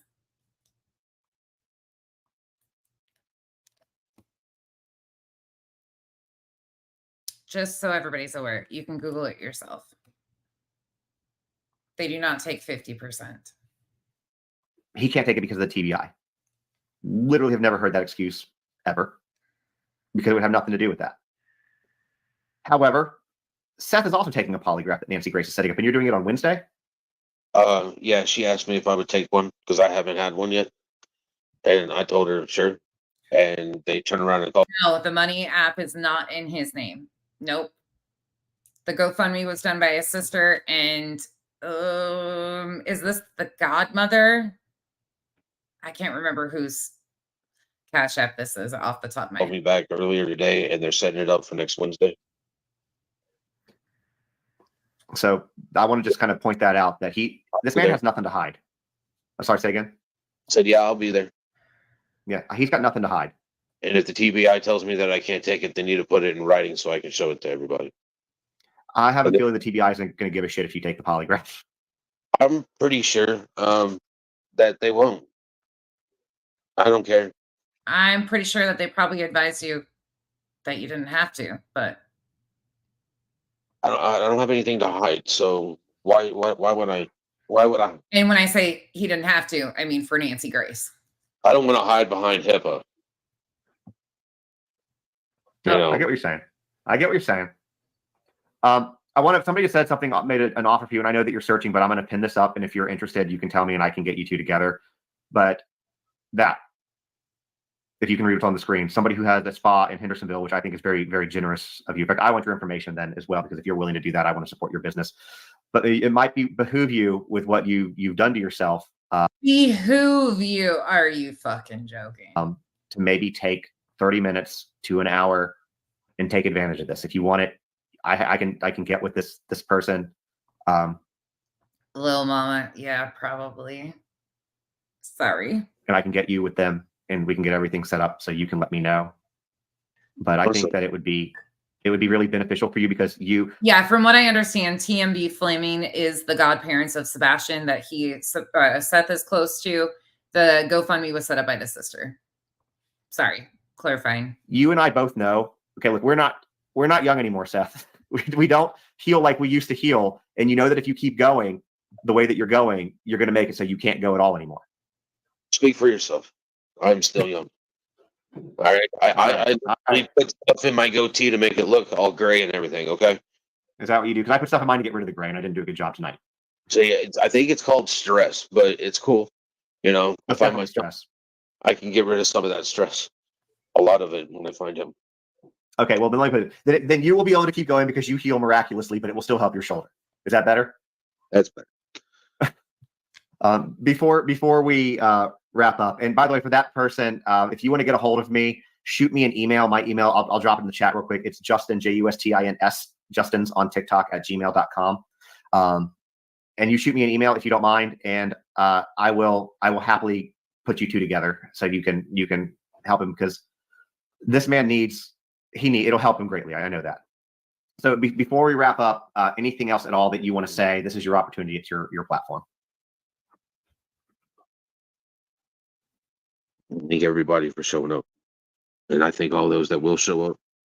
And I just need people to keep your head up and your eyes open. He's out there. We're going to find him. Sebastian's army is going to find him. And you're going to see me in a couple days out on another search with you. Maybe tomorrow or Friday. Yeah, I'm still waiting on information because I've been informed that if my search groups are out there, to stay away from law enforcement search area, because supposedly they're going to arrest anybody that they catch in those areas searching. So what? I don't know if this is true or fact or hearsay, but I'll find out. Let us know, and I will make sure to. If that's the case, I will happily blast that information out there. Because why you would stop people from searching? Because I've been out there. Nobody has gone on this search and has been anything but respectful that I've seen of people's property, of people's time. So why they would want to impede searching for a kid? Well, they're we use the word odd. That do what? Again, sorry. I think we used the word odd earlier, but sorry. What'd you say? I interrupted you. When law enforcement is doing a search, they do grid searches and stuff like that. I could see that they don't want any interference from people who are not trained. Okay. They don't want anybody stepping on evidence or anything of that sort. So believe me, I try to find out where they're at so that I'm not having any of my volunteers coming across them. So if you are out volunteering and you are handing out flyers and you see them, kindly just turn around and walk the other direction. Because we don't need to be spending money on bail. Okay. Yeah, I would agree with that. So I guess if you're going to search, don't do it. With that being said, don't do that on your own. Just meet at the Rudder at 9:30, or if people were to get there a little bit later, are they still able to search? Yeah, to get there after that 9:30 mark. Yeah. So if you can't get there at 9:30, they're doing it between 9:30 and 5. Get there when you can. Again, if you can donate just a couple hours, time is free. So, well, I appreciate you coming on and opening up. I know that these interviews take a lot out of you. So, I mean, I appreciate it. I want to make sure that we get the word out like you do. This is, like I said, this is my community. And the last thing I'm going to say on this is what I'm very frustrated with as far as communication goes, and this has nothing to do with you, is that one of two things is going on here. Either in our community, the community that I live in, where I have a child in this community, either there's a child abductor out there and they have not reassured the community that we're safe, or they don't believe that there's a risk to the entire community, and there's a reason for that. Those are the only two options that you have here. But being the fact that I am a member of this community, I live in this county, it would be nice for them to give us an update on what they think on that. And that's what I'll say for that. So, Seth, I appreciate your time. Try to get some rest. And that when that person messages me, I'll put you in contact with them. And I hope that you take advantage of the massage. And the other thing, which I know I have beaten this horse to death with you. I know that, but I'm going to say it again anyways. Please call Joe Petito. Will do. I'll do that. Okay. Well, have a great night. Thank you for coming on. And you and I will talk soon. Yes, sir. Right, have a good one. Thank you, everybody. Okay. Inside this beautiful neighborhood in Hendersonville, Tennessee, there are Shit. That scared the bejesus out of me. Sorry, guys, if you had AirPods in. I didn't expect it. Joe Petito is Gabby Petito's dad.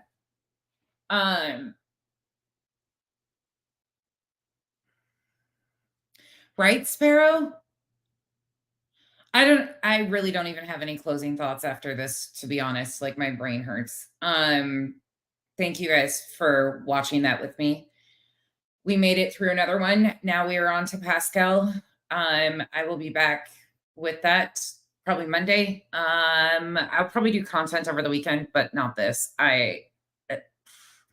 This case has taken so many different turns and twists with no evidence. There's no evidence. There's nothing going on here. There's no breaking information.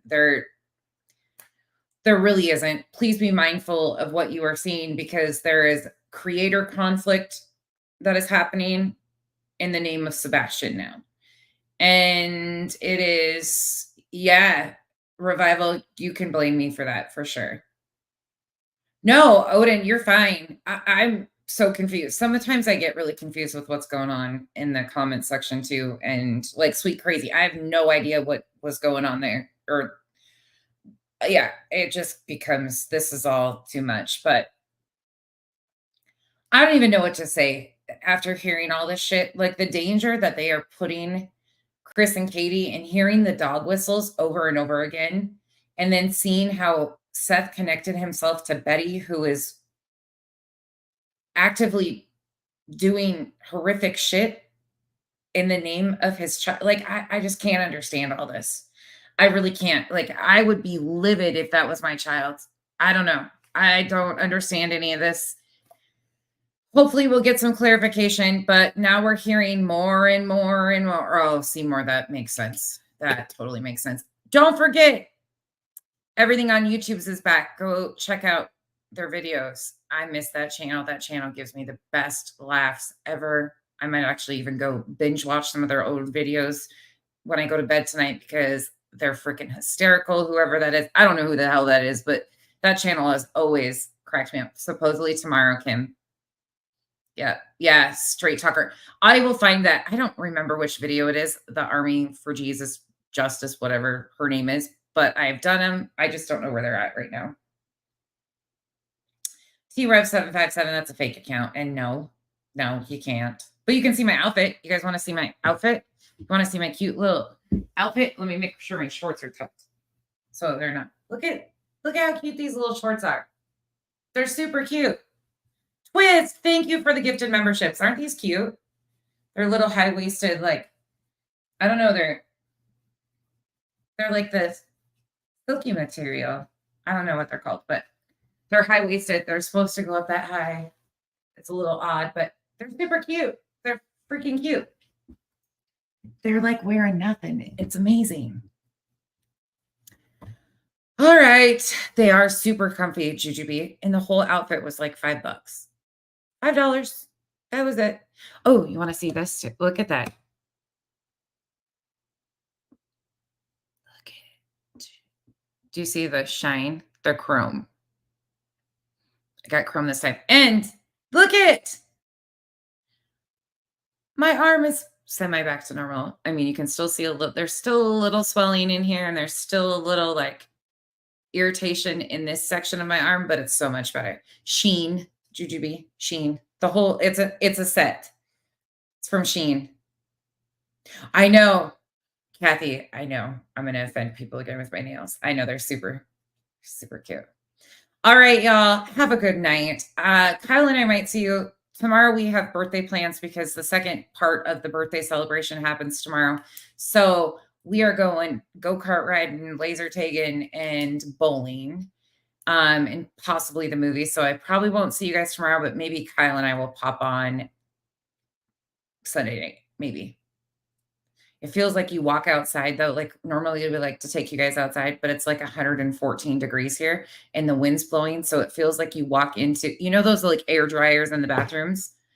You might as well just stand under one of those. That's what it feels like outside. It's crazy. I hope you guys have a wonderful weekend. Queen Bee's on. I actually clicked into her live instead of mine earlier. So if you watch Queen Bee, she is on right now. Go tell her hello. And I will see you guys sometime. Thank you, mods, once again, for everything you do. And I will see you guys soon. Bye. And again, thank you. Oh, let me go through this because y'all did the most. Terry, I didn't even see that. J-Dub, thank you for being a member for 17 months. God, we've been here a while. Arctic Fox, Terry Dean, thank you for the gifted membership. Arctic, thank you for being here and being a mod. Arctic, we need to do a fun live sometime and you come up and like make me laugh. Terry, Twist, KNS, T. Marie, Twist. Y'all are amazing. Welcome to the Cabana, everybody. I'm going to play you out with a song. Have a wonderful weekend. If I don't see you, I will see you next week. Take care, everybody. Bye. Now I got to find it. I always have a hard time. Okay, there we go. How do I say goodbye? Glad you came. Closing time. Hit the road, Jack. You don't have to go home, but make the best of this test and don't ask why. But you can't stay here. Hit the road, Jack. Oh, and by the way, to the one that thinks that they're going to get attention because they think I'm going to review them if they talk shit and rewrite history, keep trying, bitch. I'll just turn my lights orange in your honor to the artist formerly known as Fraud. You're irrelevant today. You were irrelevant 2 years ago, and you'll continue to be irrelevant in my world. You've done enough harm to my real life. You can go fuck all the way off. And with that, have a great weekend. Love y'all.